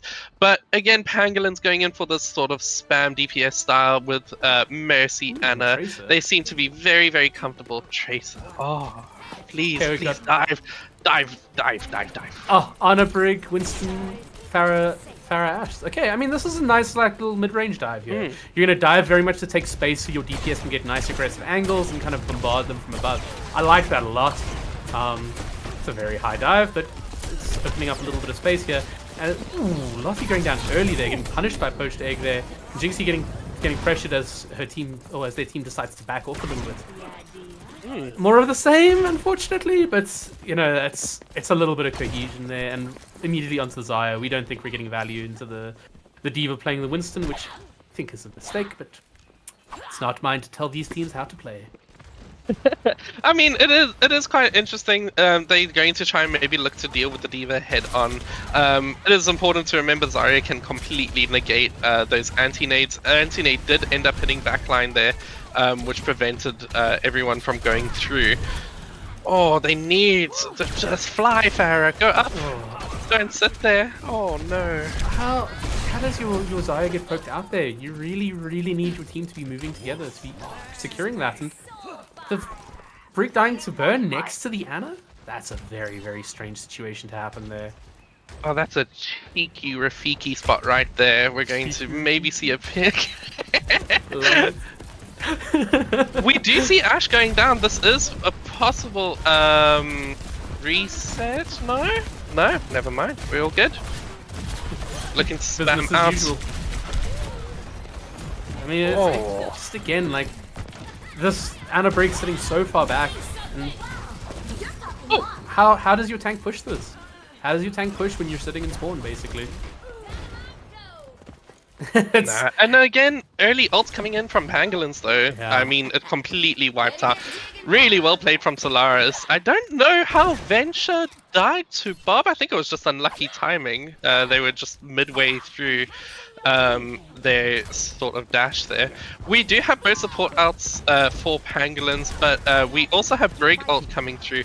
Brig ult is a great sustain tool for Luna Ravens, and it could be used to maybe hopefully punish the D.Va coming in. Oh, stabilizing, very good. D.Va bomb going in. Will it get? No one. That's excellent for Luna Ravens. They should take this opportunity. Great nano coming in. That again, we're just sitting half our team's at choke. Half that team is stuck. They had the advantage, but then they ended up losing it, unfortunately. Just that little bit. They need to walk with their Zarya. And I mean, I think that's the weakness of staying on this Anna Brig, is that we've started on a dive comp, hasn't worked. We switched onto this kind of like Xayah brawl kind of composition, and we've just stayed on these very detached supports. But our supports aren't moving to maintain that sideline, and or either that, or they're moving so aggressively that they end up 1v1ing the Ashe. Which, I mean, you don't expect Granny to beat the Ashe there. I mean, Solaris coming up with another Bob, and that's an amazing anti-nade and burn.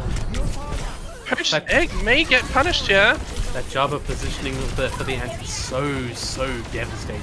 It 4 of the side of Lunar Ravens there, and I mean, between that and the Nano, they've just kind of cleaned this out. 30 seconds, last fight territory. We've got 1 ult, potentially 3 on board for Lunar Ravens, and 2 on board for the side of Pangolins, with Solaris getting his 2nd buff up for the map.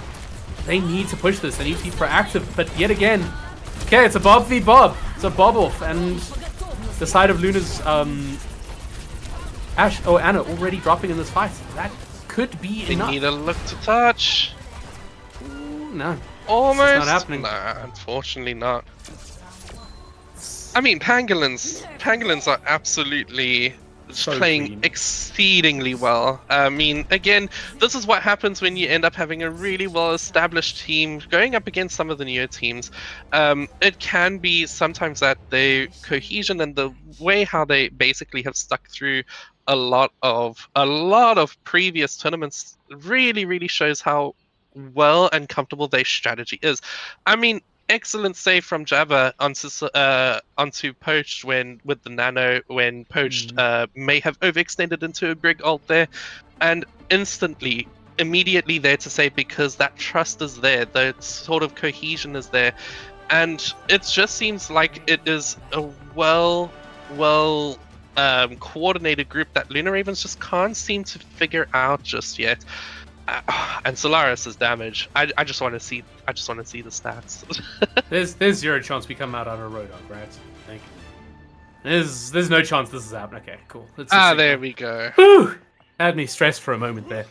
Yeah, I mean, this is what I would more expect if you were fighting a little bit backs against the wall. It's a very traditional spam type of composition. It's very similar to something a meta we saw in Overwatch 1 actually, with Arista Sigma, Baps, Zen, Mei Hanzo, which was all about shield break. And think maybe what they're thinking is, let's put some pressure onto Diva Mech here. Let's force them to get stuck in between here, and maybe if we do that, we can stop them being able to push.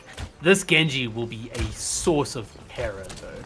Like the Zen with the Genji on the other side, that's you don't want to get stuck in a 1v1 against that. You don't want to get stuck isolated with the Genji bearing on your backline. So it's gonna be something that you're gonna have to see a lot of very careful positioning from Lunar Ravens in this fight. With Rafiki looking for a little bit of a flank, but kind of giving up on it. But Pangolin's already pathing in, already taking so much space in this, and with the Ashe, the pocketed Ashe, being such an important element of their composition, it's so important that they, that Lunar Ravens are able to push this team out to force them narrowing it. That is an excellent DMech from Jinxie there, and they have lost Lottie and Jace. Solaris again, just finding those angles, and it's so difficult for them to basically deal with this Ashe. They are trying to hold their own, but there goes the Zen, there goes Jinxie. It just is not waiting for the poor Mei. It's G's. Oh, I think it's over. she goes flying. We love the wall launch, but I mean, we see it there again, right? Is that inexperience kind of coming through a little bit? You know, you've got, you know, they path back to point, they kite back to point, which is fine. You can kite back to point, fight out of the bar, fight together, spam out. But they kind of just, you know, get stuck in rotation. You know, Jace gets stuck on the middle of points. Which we call it. Lottie gets stuck trying to take the duel versus the Ashe, and eventually some of those little bits of mistakes adds up. The picks come through, and no matter how well you play, I mean, the DMech, as you mentioned, was really good, and they just weren't able to sustain it out. No, I mean, that's exactly it for some of the newer teams. They don't necessarily realize that even if it's just small individual mistakes, you still got 5 members on your team. 5 mistakes is 5 fights. And generally that just means the end of the game. It could just come from maybe a couple of players. It could just come from every single player. They need to just be able to try and have that sort of mental fortitude of going into this next round.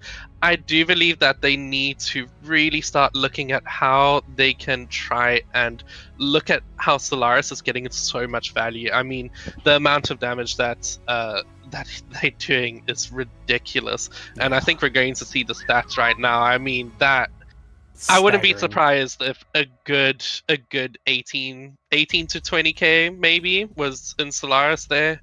It was just so much damage. That's so tremendous, much actually. And I mean, it's not a case of, you know, the side of Luna Ravens not trying to kind of like mitigate that. Like, you know, there's similar healing numbers coming out, more damage blocked by a substantial amount, but it's just so oppressive, and we're not looking for answers to that. That's why I thought the Winston was such a nice option there, is that you've identified that their DPS are a problem, right? Both Rafiki and Solaris were a problem on Ilios. On this map, Solaris was devastating. Pick after pick after pick. 2 bobs on defense. Just dynamite everywhere. It's... ooh, hate it. You hate to see it. I mean, especially if you're able to shut down Solaris, we need to remember that they are playing Mercy. Mercy at the moment is, again, unfortunately, not really meta pick at the moment, but it seems to be working really, really well for Pangolins. And I mean, Jula has shown really strong sort of attachment, I guess is the best way to put it, to Solaris, which is exactly what Mercy should be doing. 30% damage boost on someone who is already outputting that much damage is going to be very, very oppressive. So if Luna Ravens are able to find a way to shut down Solaris, they automatically shut down 2 players. So we should be able to see some sort of counter there. And I like Colossia also. Also, just a straight up Ash ban. He's like, we want to deal with Solaris. Get him off that hero. None of that nonsense here. We don't take dynamite in Italy, it's outlawed. No, and a very interesting ban also coming in from Pangolins with the Winston. They perhaps recognized the threat there from the immediate pick from Jinxie, and they don't want to deal with Winston. I mean, Colosseo tends to be a little bit more brawly. I mean, we do generally see Junker Queen coming out, but Winston is definitely one of the more flexible picks that can be played here. I mean, I really like Colosseo. I think there's quite a lot of in-depth strategy that can go into it, but we need to be able to see something different coming from Luna Ravens. Just something that is able to just find that extra, that sort of crack in the works there, and we should hopefully see it with this hero ban coming through. I mean, what do you think are going to be Pangolin's options here instead of the Ashe? I mean, the thing is that Solaris is a very well-renowned Tracer player as well. And Tracer fits into that comp as well. You're playing Tracer, Echo, and a Mercy. It works. It's and Colosseo especially, since they removed all the glass in the middle of the map, you have a lot more versatility in the way you path into those fights, if you're a flanker specifically, where you can get around, get behind, it's not either all the way behind or all the way in front. You've got all these little mid-range points that you can kind of like start to position, start to kind of challenge, and I wouldn't be surprised if we see that. However, with the Winston ban, I also wouldn't be surprised if we just see a straight-up Widowmaker. If we see him decide, we're gonna just fight them from far away. We're going headshot after headshot after headshots because, you want us to ban the dynamite? Okay, we're putting all our stocks into bullets now.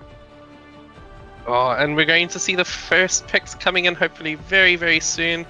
Pangolins opting for the Wrecking Ball over here. That is a very, very scary all-in composition right there. We hate to see Goodness. that. We don't hate to see that. It's going to be a very good comp, I think. But Luna Ravens also has quite a difficult backline to dive. I mean, Moyo, Kiriko, good luck trying to get them sort of isolated on their own. We got Mauga coming out, which is a very, very solid pick against quite a lot of different compositions, and able to hold quite a good front line. And that Cassidy pick I absolutely love. Can definitely shut down Venture and Tracer. So to be honest, Luna Ravens are not looking too bad in terms of composition pick here. I think that they can find quite a lot of value on their individual heroes, but again, they need to be able to try and stick together and allow Lottie to basically find value. Oh, yeah. I mean, that's the thing, is that they have to ball up, they have to play together, they have to punish together, and that has been their problem the first couple of maps. And with this Wrecking Ball offering so much disruption in the early stage, they don't even know who to look at this stage. 4 different targets, nothing dying, and it looks like Luna Ravens falling quickly in this first fight as Pause Oh, coming and we through. got our first pause. I mean, it wouldn't be It's a South South African African game. Overwatch without a pause. But I mean, can we just acknowledge how really, really well poached Egg, Solaris, Rafiki? I mean, Jabba, every single one of the pangolins was on someone on the Lunar Ravens, instantly recognizing the threat of Cassidy and immediately diving that Cassidy right off the bat. I mean, you can't get better dive than that. That was so well executed. Yeah, that push on the Cassidy to get them off the high ground, and then that instant slam into the middle of that. You can see Poached already on 48% ult charge. That's off like one slam. It's terrifying. And I mean, like, we talk about the Moira Kiriko being a difficult backline to dive. It's difficult until you've used that one cooldown. You know? Kiri needs to jump, Moira needs to fade. Suddenly you're dead. We don't have that AoE sustain of a Lucio here. We don't have that we're pathing together, we're giving clarity of intent, we're all getting into this tight corridor that would give you. It's such an important hero to this composition, and they're going to get stuck in rotation every single fight if they don't acknowledge that. I mean, Lucio is also an excellent counter to Wrecking Ball. Just that extra movement and just the ability to disrupt the Wrecking Ball, I think is so undervalued. Lucio doesn't tend to get a lot of big plays coming through. Oh no! And there goes Lottie, unfortunately, for the last pick. But Lucio doesn't seem to make a lot of big plays and a lot of organized play unless there is a big boop coming out, or you're just slayed. So it tends to be undervalued, I think, by a lot of different teams. But it is. Come on! Oh no! Not the Kiriko 1v1. Oh, but a nice trade coming in through from Jinxie That there, is getting an the pick excellent onto trade. Solaris. And that might give them a gap to get into this fight with a little less damage here to take them out in this fight. We're going aggressive here with Manga Charge. That Lucio, it is low. They are trying to dismantle them, but you do have a backline that you need to be careful of. Again, oh, Julap's just really dismantling their backline. Excellent Kiriko plays. But I mean, it's one of those things, right? It's a clarity of intent thing. You have to move as a team. If you're playing this brawl, you're playing this very tight clustered composition that thrives on punishing engage, you have to move together. You have to get back together. You're coming back from spawn as the Kiriko, you need to TP towards your team. You're pushing in with the Moira, you need to move towards your team. From Jinxie's side, they need to not push too far forward, not leave too much of a gap to be exploited, and that was potentially their mistake in that fight that opened that up. But it's just the sum of individual little misplays that are adding up, and like it's the difference between a cohesive team fight, a close team fight, and one that's just a complete one-way smack.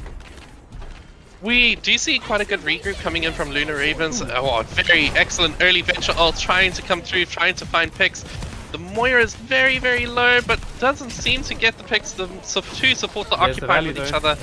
But there we go. There is incredible value coming from Rafiki zoning the support, so the rest of the team are left alone entirely, and they just end up being dismantled entirely. I mean, it's a thing you learn playing Winston Dive quite a lot, is that as a support, like moving away from your team, or playing against Winston Dive a lot, is that moving away from your team makes it easier for the other team to punish you. Oh, excellent pick from Lottie there. The Kiriko finally going down. They should use ult. They have to use this Kiriko ult. They have to use the Moira ult. They need to secure this point. Otherwise, they are going to really, really struggle with some momentum here. They just use ults. Just use ult. Ult, please. Press the button. Any of them. Hey. How? And there goes the first ults to Pangolins, unfortunately. But we're still holding on. The mines didn't seem to connect with anyone. Ooh, that's a big immediately, cage. That is such a good cage. We got Beat coming in and Kiriko, Moira ult coming through. That's so smart. They used the gap in the side to get underneath the map and out of the Deadeye range. That is so intelligent from Pangolins there. Really well played. Immense play there to make a gap. And Jabba having an excellent beat response. Again, that value from Lucio just coming through. That sort of beat was able to stall out that entire fight, allowing them to fit through that gap.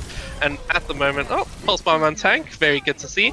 And that is just another Pangolins cleanup. We do have both Kiriko ults online, and again, another good Venture ult online could completely destroy this team fight. I'm in awe of how smart that play was. I'm still processing that in my head. That was so good. So good. Coming through here, Kitsune Rush online. We have to see it come out here. They have to Good. fight. Early ult is exactly what you need. Ooh, but we're making the gaps again. Nice It's a good trade. Good trade. Good trade.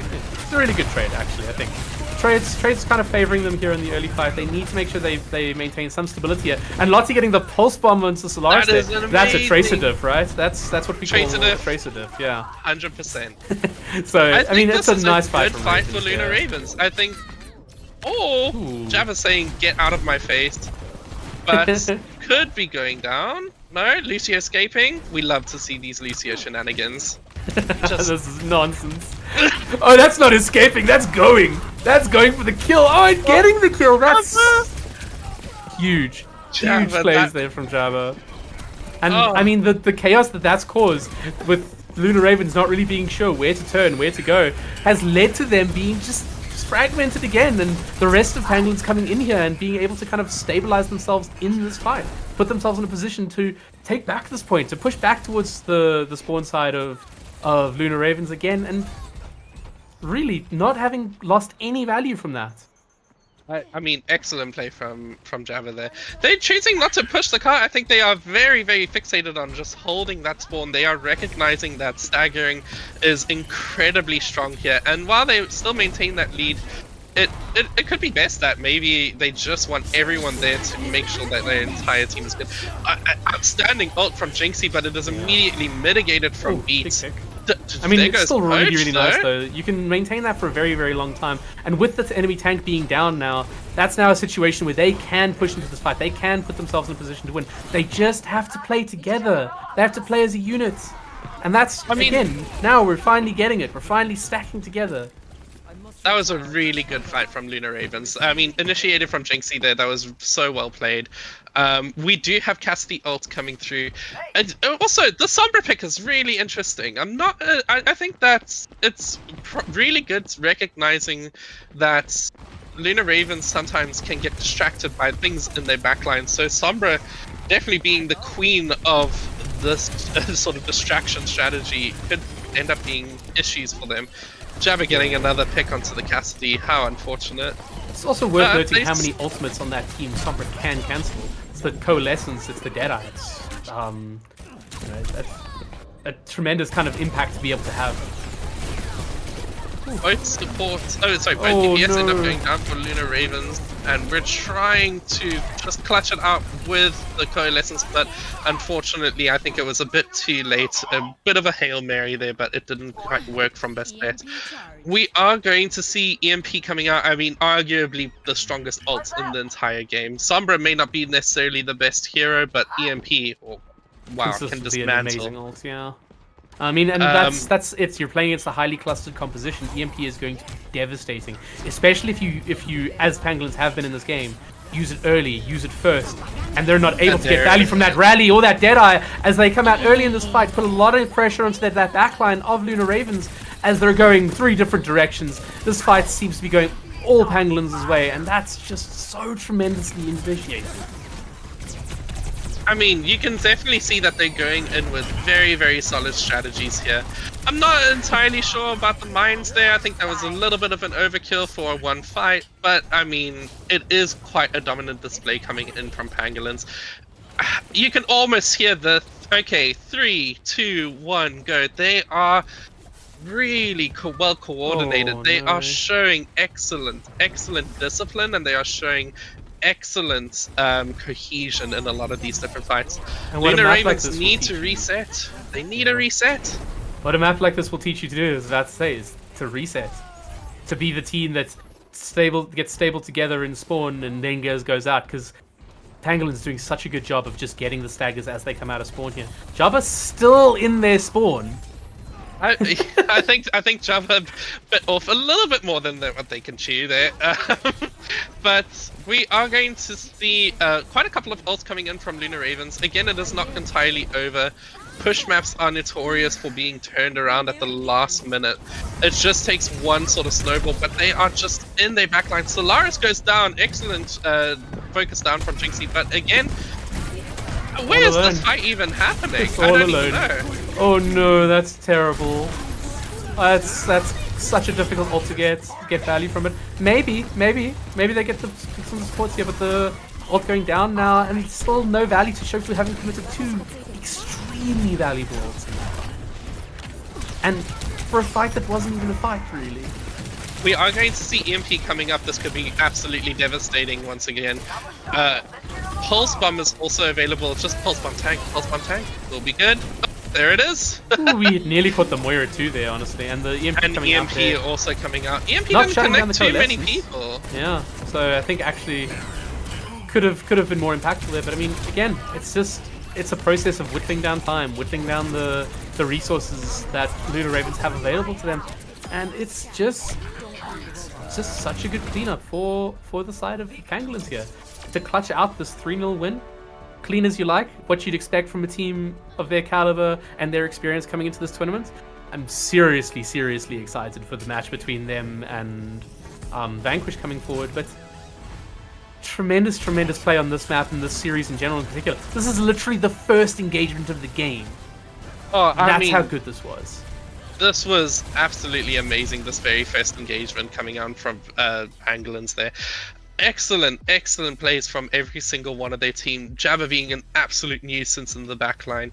You had a lot of good coordination between their DPS and their tank, and I think it just ended up being too much for Lunar Ravens. Even if Luna was able to get a pick here and there from excellent callouts, you can see that they are able to identify what the problems are, but they still need to have that sort of teamwork in order to work together to sort of beat those problems, and they just didn't seem to do that today. It was a little bit unfortunate for them. We did see some really good picks coming out from Jinxie here and there, and we did see, like, for example, good old Tracer diff. You gotta appreciate that. But again, it's sometimes just can be too much, and you can once again see absolute damage devastation coming in from Pangolins. That healing number does not surprise me with Java in their sport of the game.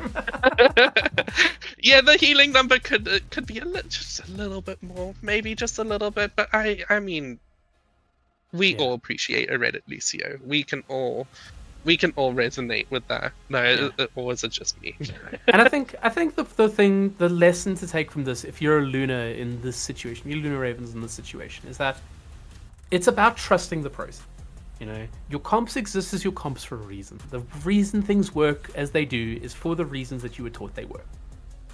If there's an issue in how it's kind of coordinating, how it's flowing, kind of chopping and changing strange things in to try and make it work doesn't usually work, and usually kind of undermines your own ability to play this.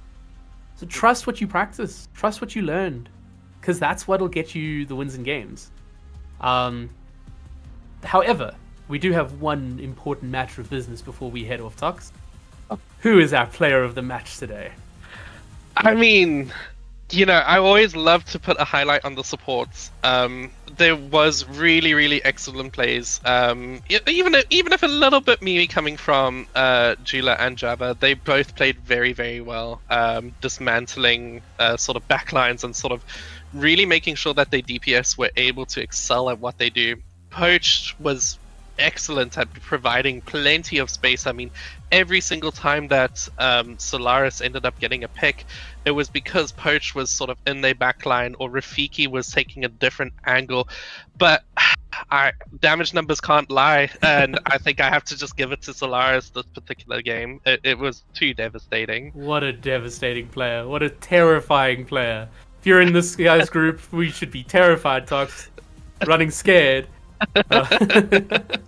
Good, yeah. No, definitely, I think it's an absolute DPS masterclass coming out from Solaris today, showing so much quality on the Ashe pick throughout the entire series, and then bringing it out when his hero was banned, coming out on the Tracer, and just keeping it going, other than that one pulse bomb, keeping it going the same way it was going before. Like, what a player. No, it was just excellent. I think 100%. I mean, also 2 player of the games. Player of the games mean everything, that's the real win. That's the real win. I mean, again, Pangolins, just really well played. It's so excellent to see you guys just basically come out full force for your very first game. So excited to see what else you can do this map. And Lunar Ravens, again, don't be disheartened. It is meant to be difficult. Everyone sort of starts somewhere, and there is a lot that you can learn from this. There are plenty of people and resources available to you, and you can also just take a look back at some of these things and just go, do you know what, maybe we could have done this fight different, or maybe I should have picked a different hero there. And there is so much value to just watching back these games. There's still absolutely everything to play for. Absolutely. I mean, this is the first qualifier. We do have a second qualifier coming up in September. And although this won't be the one that gets you through to finals, it is still a realistic opportunity for you guys. It's still something you can do. It's just the time and the effort. It's all it is ever. Oh, we got some excellent stats also for our MVP here from Solaris. I mean, damage per 10 minute, almost reaching that 15k. That is insane given some of the games. That is amazing. That's staggering. 38 high. elims per minute, only 2 deaths per minute, final blows 20 per minute. I mean, that is absolutely devastating. Unfortunately, solo kills is lacking, but I mean, you got the wonderful Judah on the Mercy always preventing that from happening.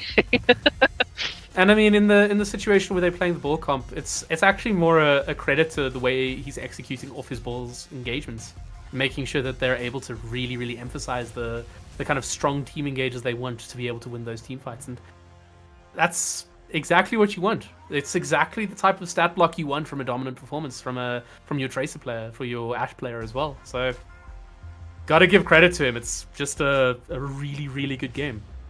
No, I mean, again, so happy to see this level of play coming out.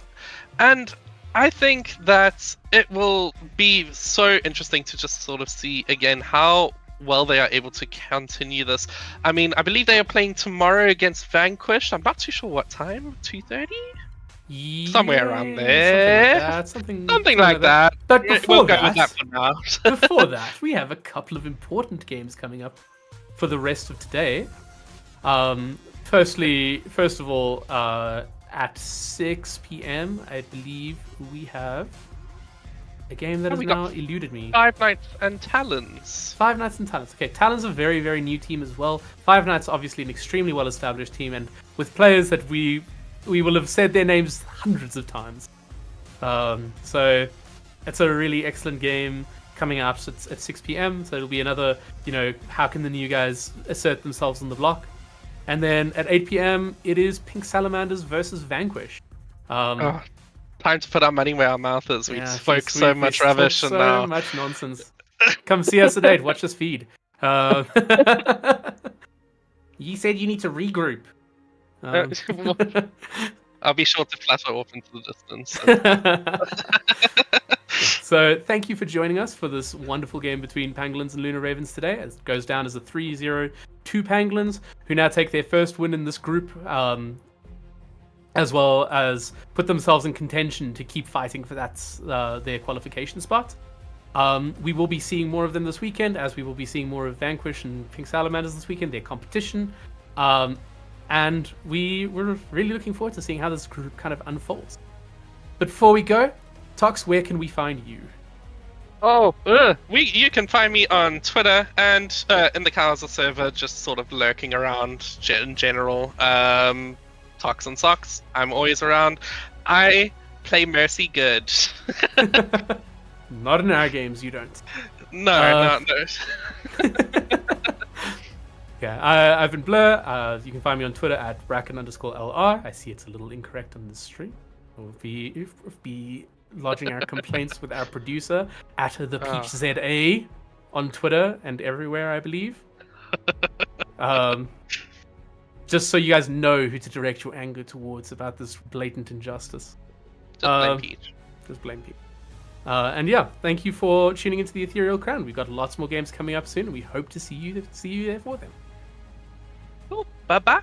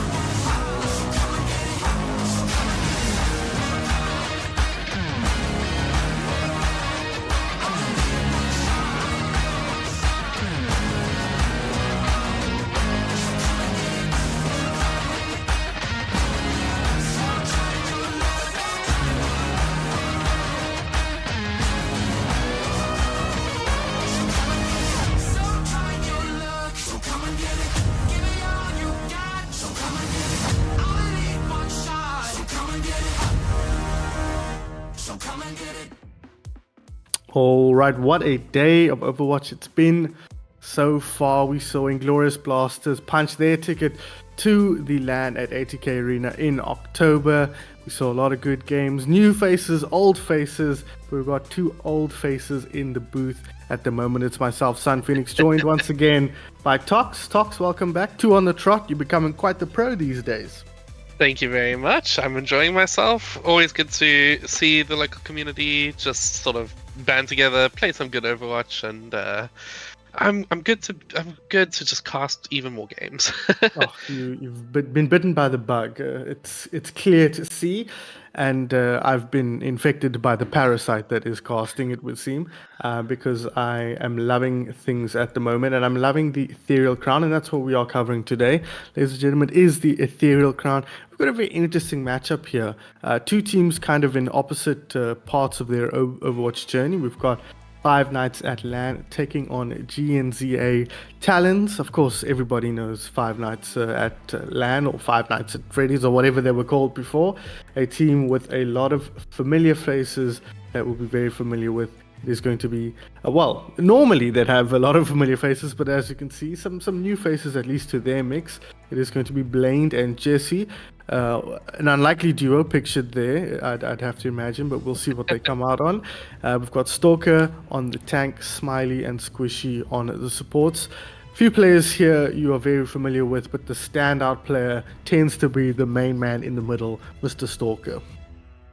I mean, Stalker has always had an excellent series since he's pretty much joined. He's a very, very dominant tank player. Sometimes can get a little bit too tunnel visioned, but I mean, he is very, very, very quick to spot a lot of weaknesses out in teams. Very, very good at being able to dismantle them and just completely be a nuisance in the backline, especially on his signature character Doomfist. And it's only backed by two really good supports. I mean, you've had Squishy participate at really high levels of play in Overwatch in his previous teams, so it's really good to see him back sort of on that role. And Smiley has also been playing really, really well recently on support. I'm afraid I can't comment too much on Jesse and Blaine. I assume that if they are surrounded by players of excellent caliber, that they are going to be players that are definitely going to shine, though. Yeah, for those of you wondering who the missing faces are, it is Mito and Leica Luke. So big shoes to fill. I think that goes without saying, but rumor has it those players are washed, and we have some unwashed players in at the moment. So we'll see. Maybe this is the true powerhouse here when it comes to Five Nights at Freddy's. But let's take a look at their opponents here. It is going to be Talons. We've got Nova Chrono and Jelly Baby on the DPS, Monroe Exo on the tank, Scarlet Wolf and Leilu on the supports. A team that struggled a little bit, currently 2-1, I believe. Their only win being a def win against Syndicate, I believe it was. So struggling a bit to find their feet, but we can see here, playing to see a lot of new faces with learning to do in the competitive space. So Tox, what are your thoughts on this roster? We have seen a little bit of them on stream as well. I mean, when we saw them last on stream, I think that they were very dynamic at basically making certain swaps. It could just be that they sort of thrive in sort of the chaos that Five Nights may bring. If they are able to sort of punish a lot of the different play style that, especially aggressive play style that Five Nights is able to sort of put forward, they could maybe see some small successes here and there. I don't think that they're a team that necessarily needs to be counted out entirely. And I mean, especially when you have Monroe and Nova having really good moments where they have shined at just very particular moments, like outputting good damage or taking really good space. So I still would like to think that there will be moments in this game that will be quite interesting to sort of watch. But again, we know how well established Five Nights are. They have players that are going to really punish mistakes from a team-wide sort of thing. And if they are unable to sort of act very cohesively, they're going to find that this is going to be a very difficult game for them.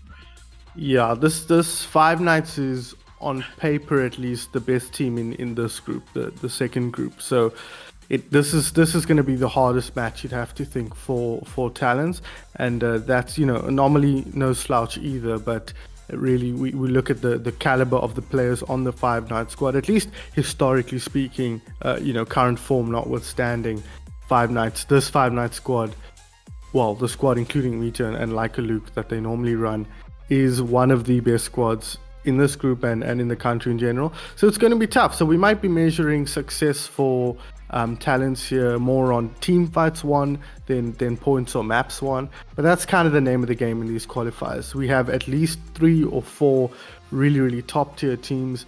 And when you only have 3 groups, that means every group is going to have a top tier team in it that can often be a step ahead of the rest. And the rest are kind of fighting it out amongst themselves. So another thing worth considering, guys, it's worth considering what we're doing here at the moment. This is a qualifier for the Ethereal Crown tournament that Chaos is putting on. It does culminate in a LAN in Cape Town at the ATK Arena in October. And that's what all these guys are fighting for. So that should be a ton of fun.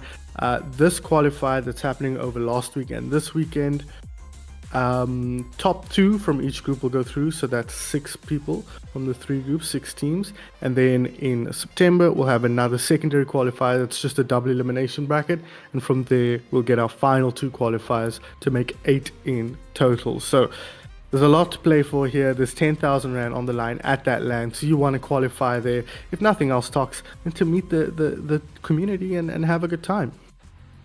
Yeah, I mean, no one can say no to 10,000 Rand, 10,000 smackaroos. And of course, honestly, just the community has been genuinely one of the most accepting and wonderful communities in recent, I would say I would like to say, maybe a little bit biased, of gaming in South Africa in general. And I think that it's still growing. There's still lots of opportunity for newer players to sort of get in, especially with the new Overwatch 2 constantly providing content. And a lot of the veteran players here are more than happy to just sort of take people under their wing, make sure that everyone feels welcome. And I think that overall it will just be a very good time. So I can't wait for the LAN to start. It's going to be so great. If nothing else, to meet the boys, but also we're expecting some high quality Overwatch as well. So we're looking forward to that. But before we get there, we've got this game to work through, and we have some updates here. We've got our hero bands or our maps. It's our maps, and it is going to be Lijiang Tower. I think you could probably guess this, Tox. It seems to be hands down the most popular starting control map here in the Ethereal Crown.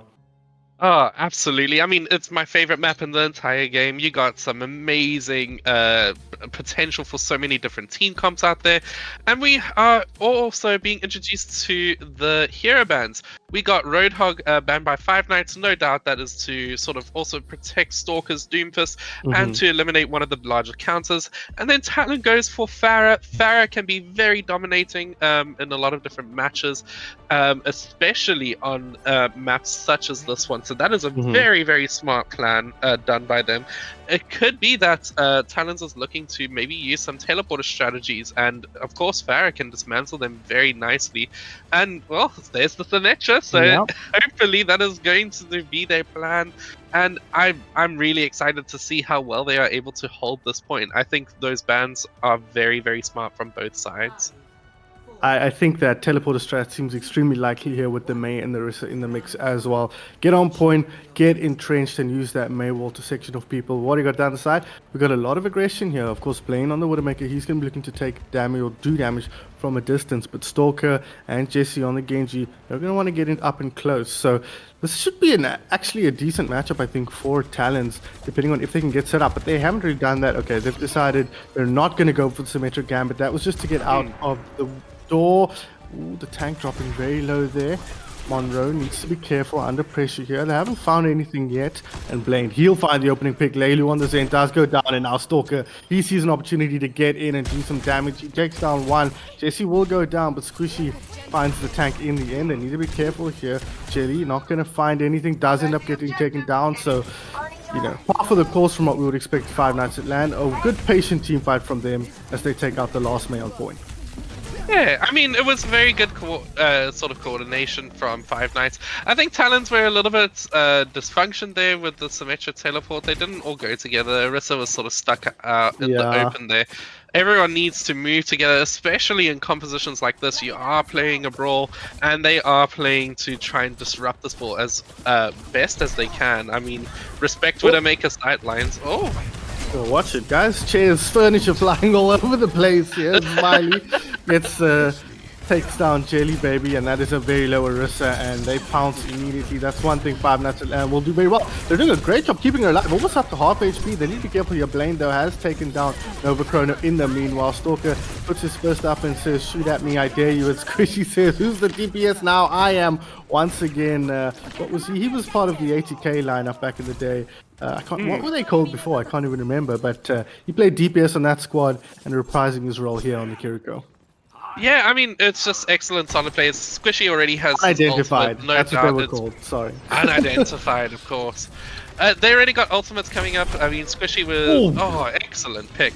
Squishy with Kiriko ult. We got Blade coming up. No doubt they will be used very proactively. And there comes the Blade. Yeah, you called it proactive usage. They take down one, take down the other. Stalker's the one picking up all the kills, but the Blade doing a ton of damage. Even gets the Ghost Dash to end it off there with a headshot from Squishy. So, Talent in big trouble here. 70% already down. They're trying to build up towards some ultis to gain some momentum, but Five Nights at Land doing an incredible job of picking them apart at every turn. I mean, it is going to be quite difficult to sort of come back from this. Five Nights have sort of dominated a lot of different spaces that they can take. They are scouting very well, and with this ultimate sort of locked in, they need to be able to touch point, but they're going to make this as difficult as they possibly can. Ooh, Stalker under pressure. He does not quite have ulti yet, very close, so he can play quite aggressively to charge that and use it to get out if he needs to. But I'm not even sure he will. Blaine under pressure here a little bit, covering this point. Will find a shot onto the Moira. Not going to find anything more for the meantime. Leilu, she thinks it's her job to take out the Widow. The Widow's got backup. It's not a fair fight. And it is going to be Five Nights at Land here, who will take Night Market, Day Market as it were, on Lijiang Tower to get off to a very solid start. Yeah, I mean, ultimately, it came down to sort of just Talon's just sort of taking a lot of different angles and just being able to get always that first pick. They always are initiating fights, and one of the things that new teams need to realize is that they need to be able to be very proactive. They need to dictate how fights can go. They can't just constantly react to whatever's happening around them.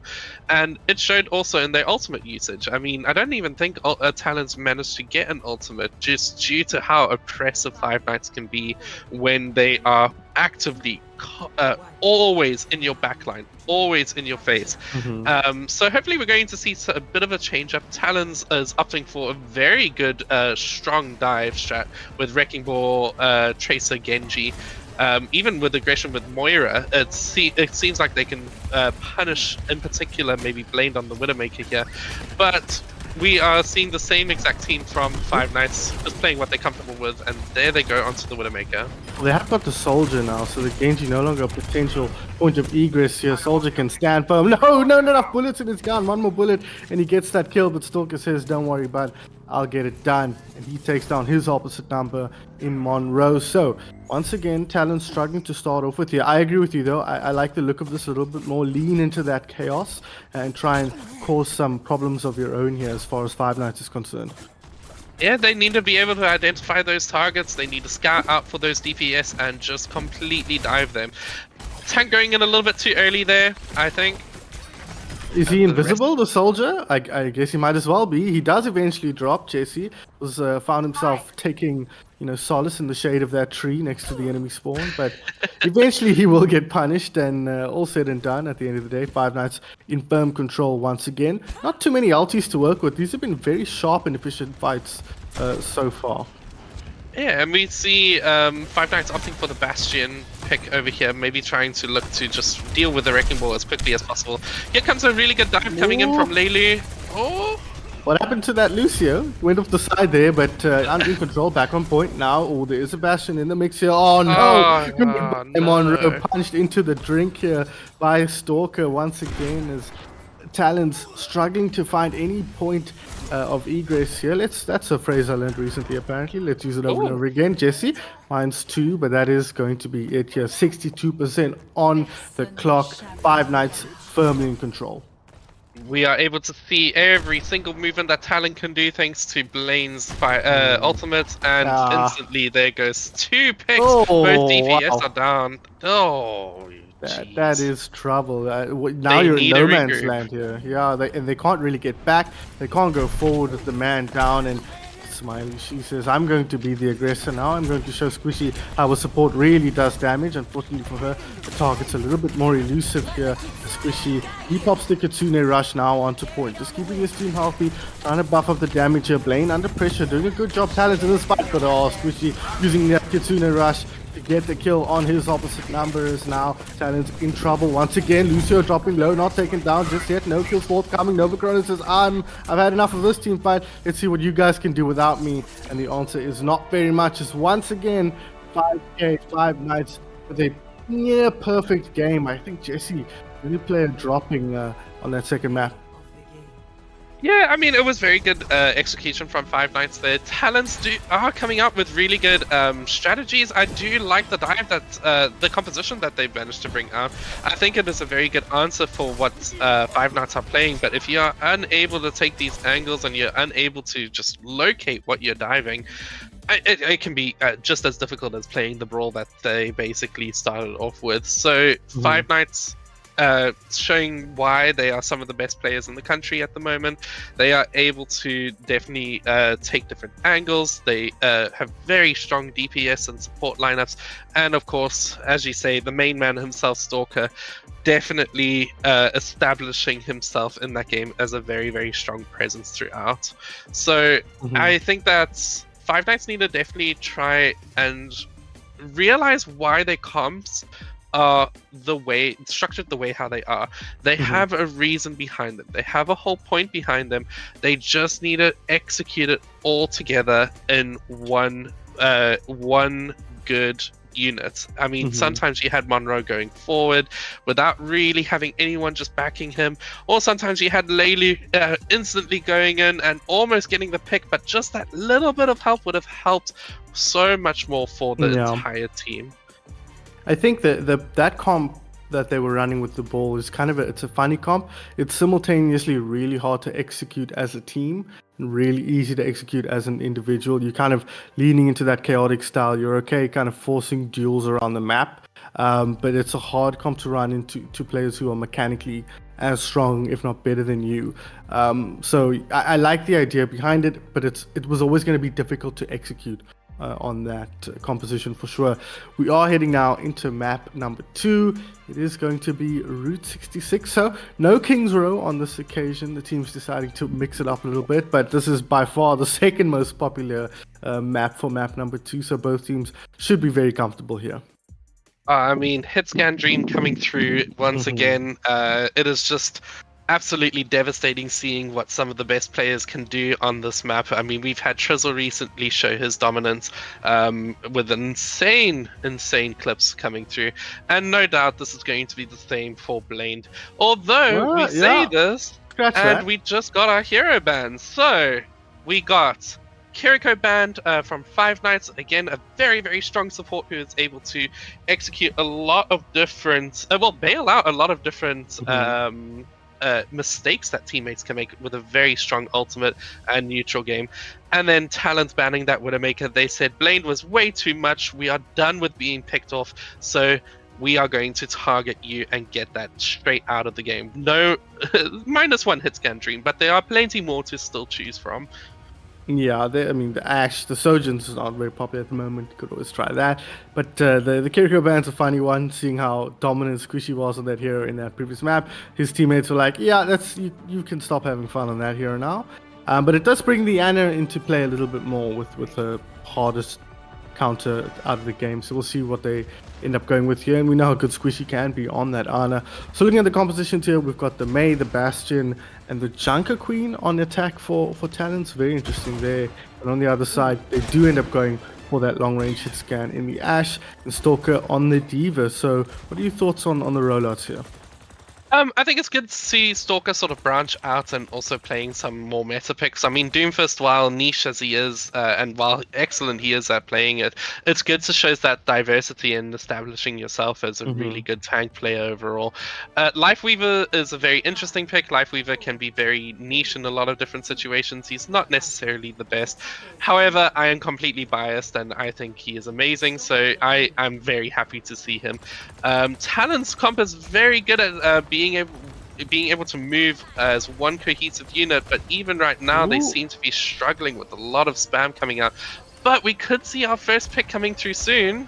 Jesse dropping super low here on his own and does eventually go down. So out of position. This is a good start for Tans. It's the first time you really feel they've had an opportunity to take a team fight on their own terms. Novacrona dropping low, pops the ice block there to keep himself healthy as Queen on the front line tries to get rid of that Diva, but you see there the power of the Lifeweaver. Stalker can play as aggressively as he wants, so he'll just get yoinked out at a moment's notice by his trusty Lifeweaver here. So he goes on in, he puts the damage in, he's dropping low.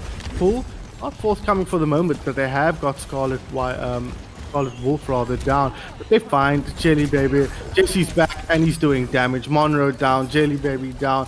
All of a sudden, the fight unravels here for Talent, and Five Nights at Land can set themselves up for the long haul. They tried to make do with the pick that they got with JC going down. However, just that defense matrix lasting so long, it's absolutely ridiculous. And then just instantly being pulled out as soon as that matrix runs out, it's almost impossible to deal with if you're trying to output as much damage as you can. We do see some ultimates coming from Stalker, hopefully relatively soon, and Bob also. So there is ult advantage in Five Nights at Just one goes down and then a flurry of kills comes through. They've gone into the Bastion here. Jelly Baby wants to try and output as much damage as he can. Does he get back to spawn? No, Scarlet Wolf does end up getting taken down. Jesse has been an absolute menace. He dropped early. He was positioned super aggressively when the doors opened at the start of the round. He did end up going down, but once he came back, he's absolutely dominated the skies. We see 4 ultimates coming out for 5 lands. Very, very impactful ultimates. You basically got so many different uses for Diva Bomb. Another pick, Jesse. Yeah, he's just picking them off one by one as they come through. He gets that one. He's doing so much damage. He might get the Lucio now here. Only using the mouse. He's scratching his nose with his other hand because he's not needing the WAS keys at the moment here. And eventually Blaine will find that last hit on the Lucio. So once again, Five Nights at Land. Even if you get kills, they're super comfortable taking fights that are not quite in their favor in this match. Yeah, I mean, with 5 ultimates, 5 Nights at Lands, it sort of works together. Yeah. And we do have another pick. Jesse, no, that's too much. Yeah, big bully Jesse here, just raining in the damage from the skies. The bomb's getting the kill on that occasion. Never gets in. Speaking of bombs getting kills, 1, 2, 3, count them up. 3 players in the drink here for for Talents rather. Five Nights at Land dominating. I was wondering if they were going to try and get through that without using any ultis, but Stalker popping his and ruining that dream. I mean, it was excellent play also from JC there, just immediately trying to focus out that lamp, which could have saved the entire team there. So it was very good coordination from both DPS and tank there. We do have some very impactful ults from Talents themselves, opting to change DPS and tank, but they need to be able to try and make something happen here.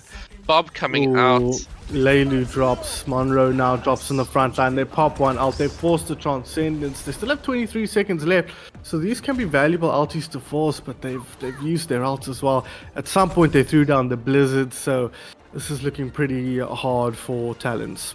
Yeah, with the duplicate coming up in the Tree of Life, it could be difficult. Leilu can maybe provide some sustain using Beat. Excellent, Smiley. Well played. They closed the door there as well. I believe that was Talents' ultimate. So it's really looking rough here. Smiley, she's getting her balls in the action here. She's found 3 kills in this team fight. He finds the 4th as well. Smiley popping off here on the Zenyatta, and that's going to allow Five Nights at Land to set up a defense or secure the defense rather on this first corner. Yeah, I mean, it was, I like Talent's execution. They are able to get those moments where you can see that they are able to punish sort of mispositionings, but at the end of the day, you are up against a team of 5 really great players. Jesse absolutely shining through this game so far on that defense, just punishing every single tiny mistake. And it's what I said on cast sort of earlier. It may not necessarily seem like it, but to newer teams, even if you just make one mistake, it could just be that your entire team just made one mistake. That's 5 fights. You got 5 members on your team.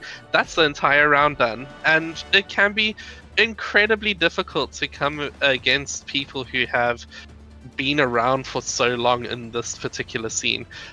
We see some very interesting picks coming up from Five Nights, though, opting for Roadhog and Sombra. Sombra with a really impactful ultimate, just probably looking to just use it and just get this game sort of out the way. However, Talons are opting for more of a very, very high damage comp with Junkrat and Farah. We got Mercy to sort of support that. We got Ilari to just also provide even way more damage. And Ramacha is a very solid tank at holding a very particular angle. So it could end up working in their favor, just outputting as much damage as they possibly can. Farah needs to be careful here with the Ashe in the game. Blaine, we saw how adept he was on the Widowmaker, so we know we can pump out the damage from long range, so they'll have to be careful here not to get picked off.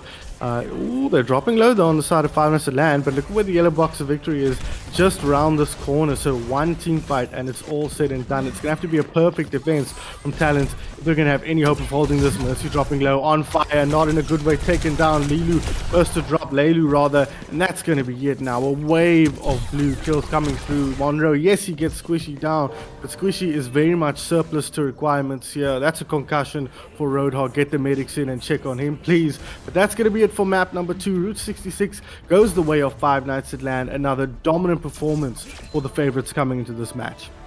Again, I mean, Stalker just going on the flank, sometimes it's just the pressure of a Roadhog just in your backline. You look at him for 1 second, and then all of a sudden you have an Ashe hitting your face. And here's the great play of the game from Smiley. Oh, I can't wait to see this. Oh, deleted with the volley, Jelly Baby out of the game. There's another for your viewing pleasure. The third shot, it was a 5k. We won't see all of it, but I believe she got 2 after that. She got the foot involved for the 4th kill, and then for the final kill, she got the ball on point. So we didn't notice that at the time, but that was a full 5 kills for Smiley. So I think we look at that round once again, and it's hard to look past how strong Five Nights looked in that particular map.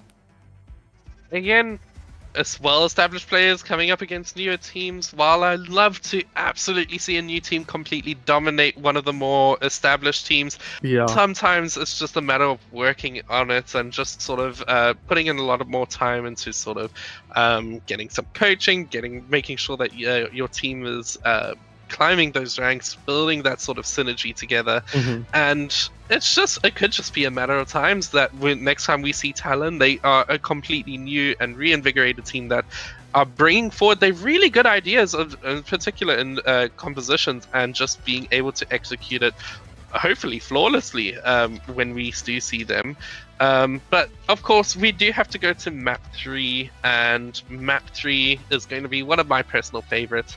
Eichenwald. What do you think of Eichenwald for these teams? I've mixed feelings. Oh, you mean of the in the game? Okay. Eichenwald overall. On a personal level, I have mixed feelings about Eichenwald. I think I still have PTSD from when it was first released, and that first choke was such a nightmare before they added some of the alternative pathways.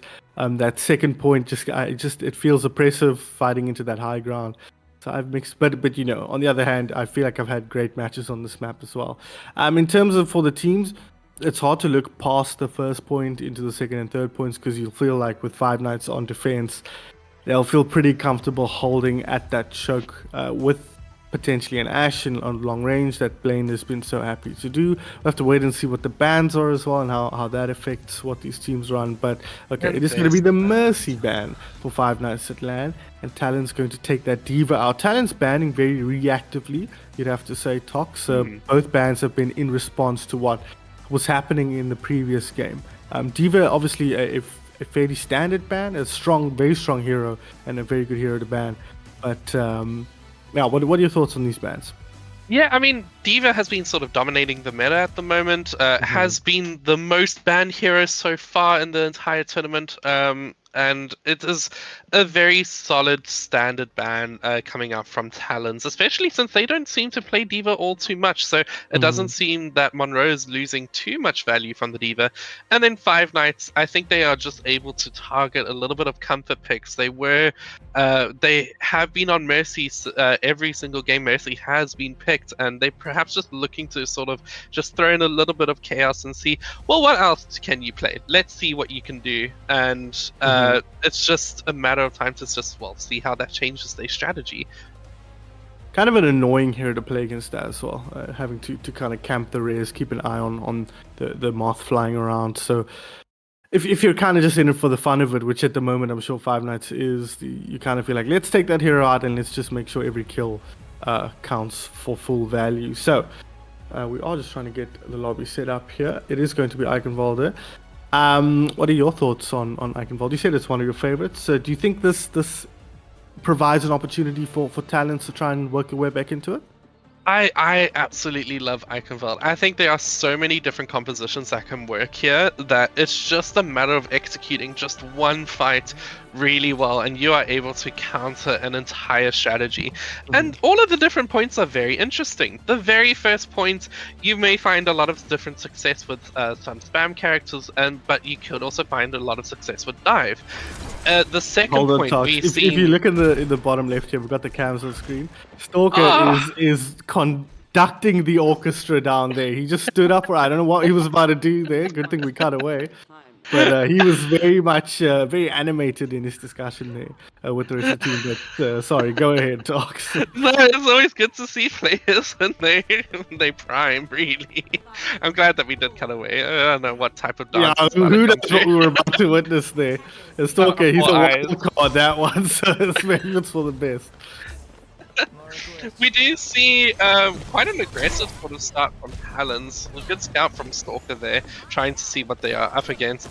Oh, What Jesse is going for happening a sneaky Jesse. sort of Junkrat pick. Yeah, Didn't really find anyone. Front there, yeah. How did Leilu get here? Where's the rest of the team? The Moira just kind of isolated. Stalker dropping low, will not go down though. That is very comfortable. Blaine says, don't worry, I got the Sombra covered. I like the Illari pick. I'm a big Illari fan. Probably the hero I've played most since I started playing Overwatch 2 again. And happy to see this hero get some playtime, but it's under very rough circumstances. Monroe on a trip around the world here. A catchy tune, but not one that his team will be singing along with him as he goes down on the ball. Oh, it seems like it's just one big deathmatch after the other. They're trying to sort of establish any sort of position, but they constantly keep falling. Really good Sombra pick, maybe looking to get Stalker out here, but not quite. So close, they are still going in.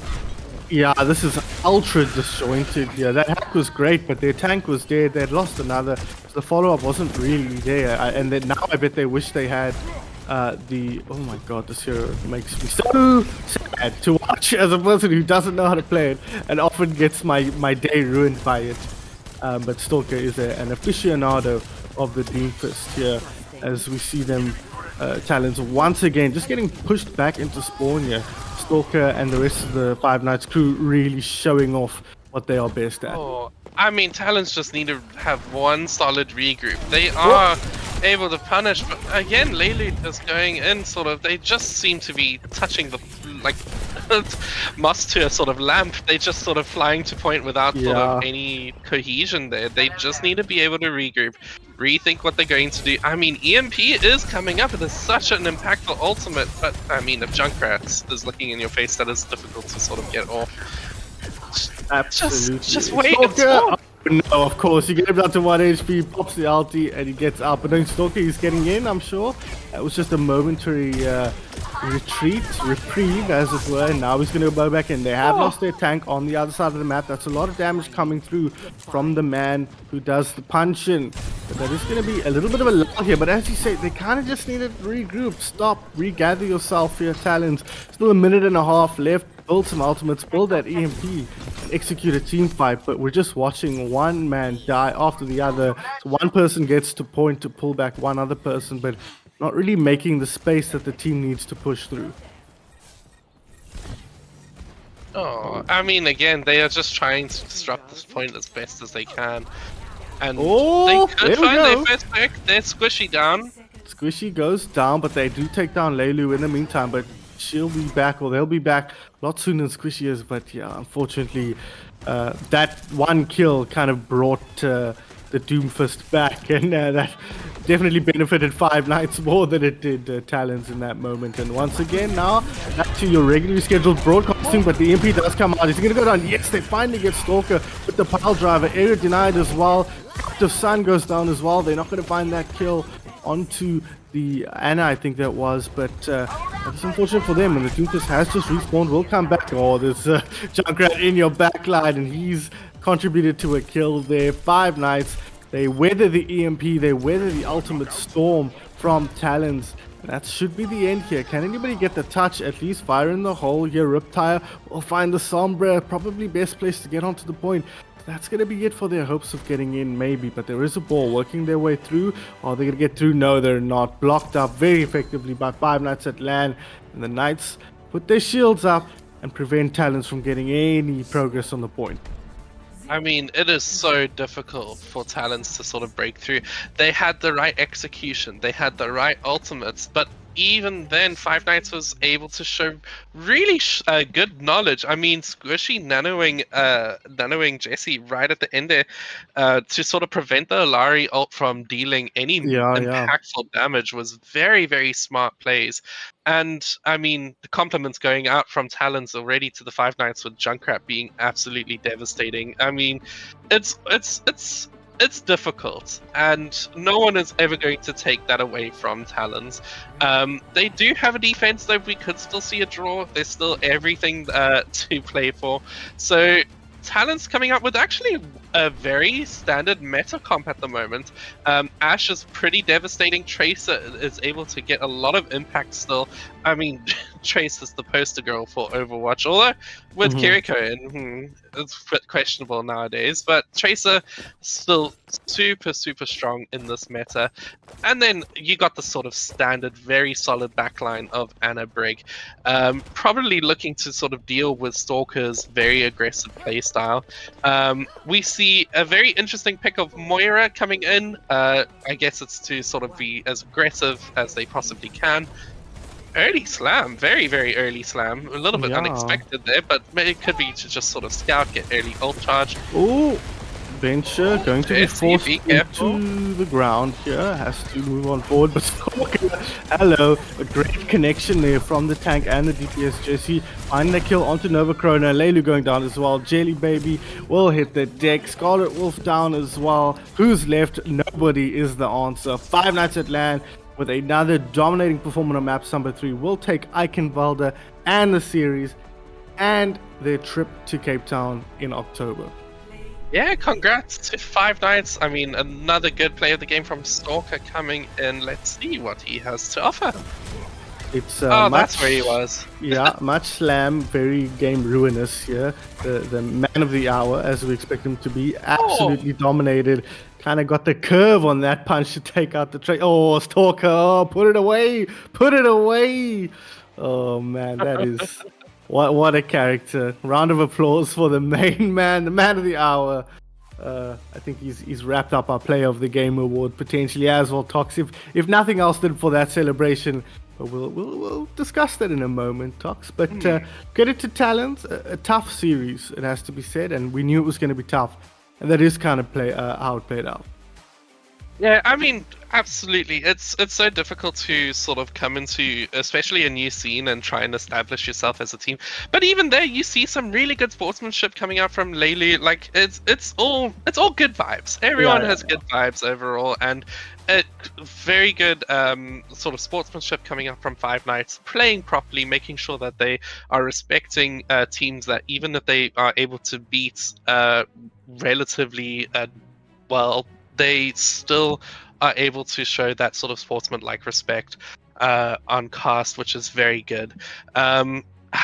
It's sort of an expected result, and I do believe that Five Nights deserve their position sort of at their LAN that's going to happen in October. it does seem like we just have one last thing that we have to do as casters, and just sort of pick an MVP. And wow, we have choices.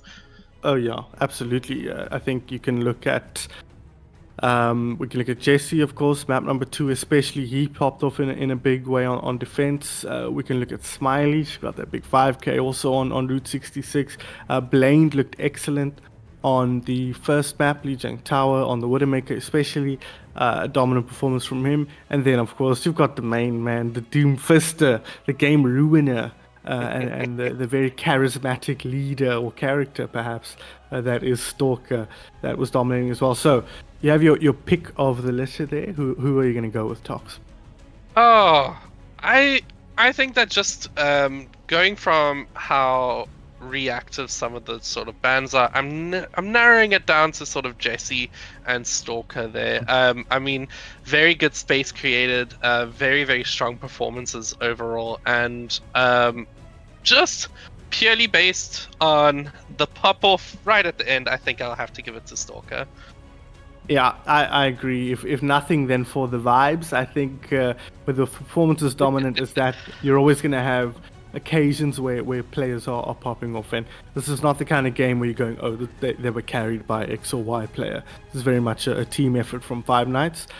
Each player with a lot of individual skill to add to their pool of skills. And I think for me, Stalker put himself as a standout there, not only with his skill in game, but with his personality out of it as well. So congratulations to Stalker, congratulations more broadly to Five Nights at LAN. That is now a true statement, not just the name of the team, and we'll see them at the ATK Arena in Cape Town in October. For Talents, their journey in the first qualifier ends here, but it's worth reminding ourselves that we do have the second qualifier where they could be one of 2 teams to qualify for that LAN. So there is still hope for them, but it is also very early in their Overwatch journey, Talk. So plenty of room for them to grow as a unit. 100%. And of course, we still have one more match later today where you'll see Moi play, which I guess I got to put my money where my mouth is with all of this talking. Self-promotion. Support Pink Salamanders. They are the best, in my opinion. So we got to make sure that I got to give a shout out to my team. But we still have more casts that are coming through this entire weekend. I mean, there's going to be 4 other matches that are going to be casted tomorrow. Pretty exciting Overwatch that still needs to be played, and ultimately decide who is going to be showing up at LAN at the end of it all. So stay tuned. There's definitely going to be a lot more, and just enjoy yourselves. Enjoy the vibes.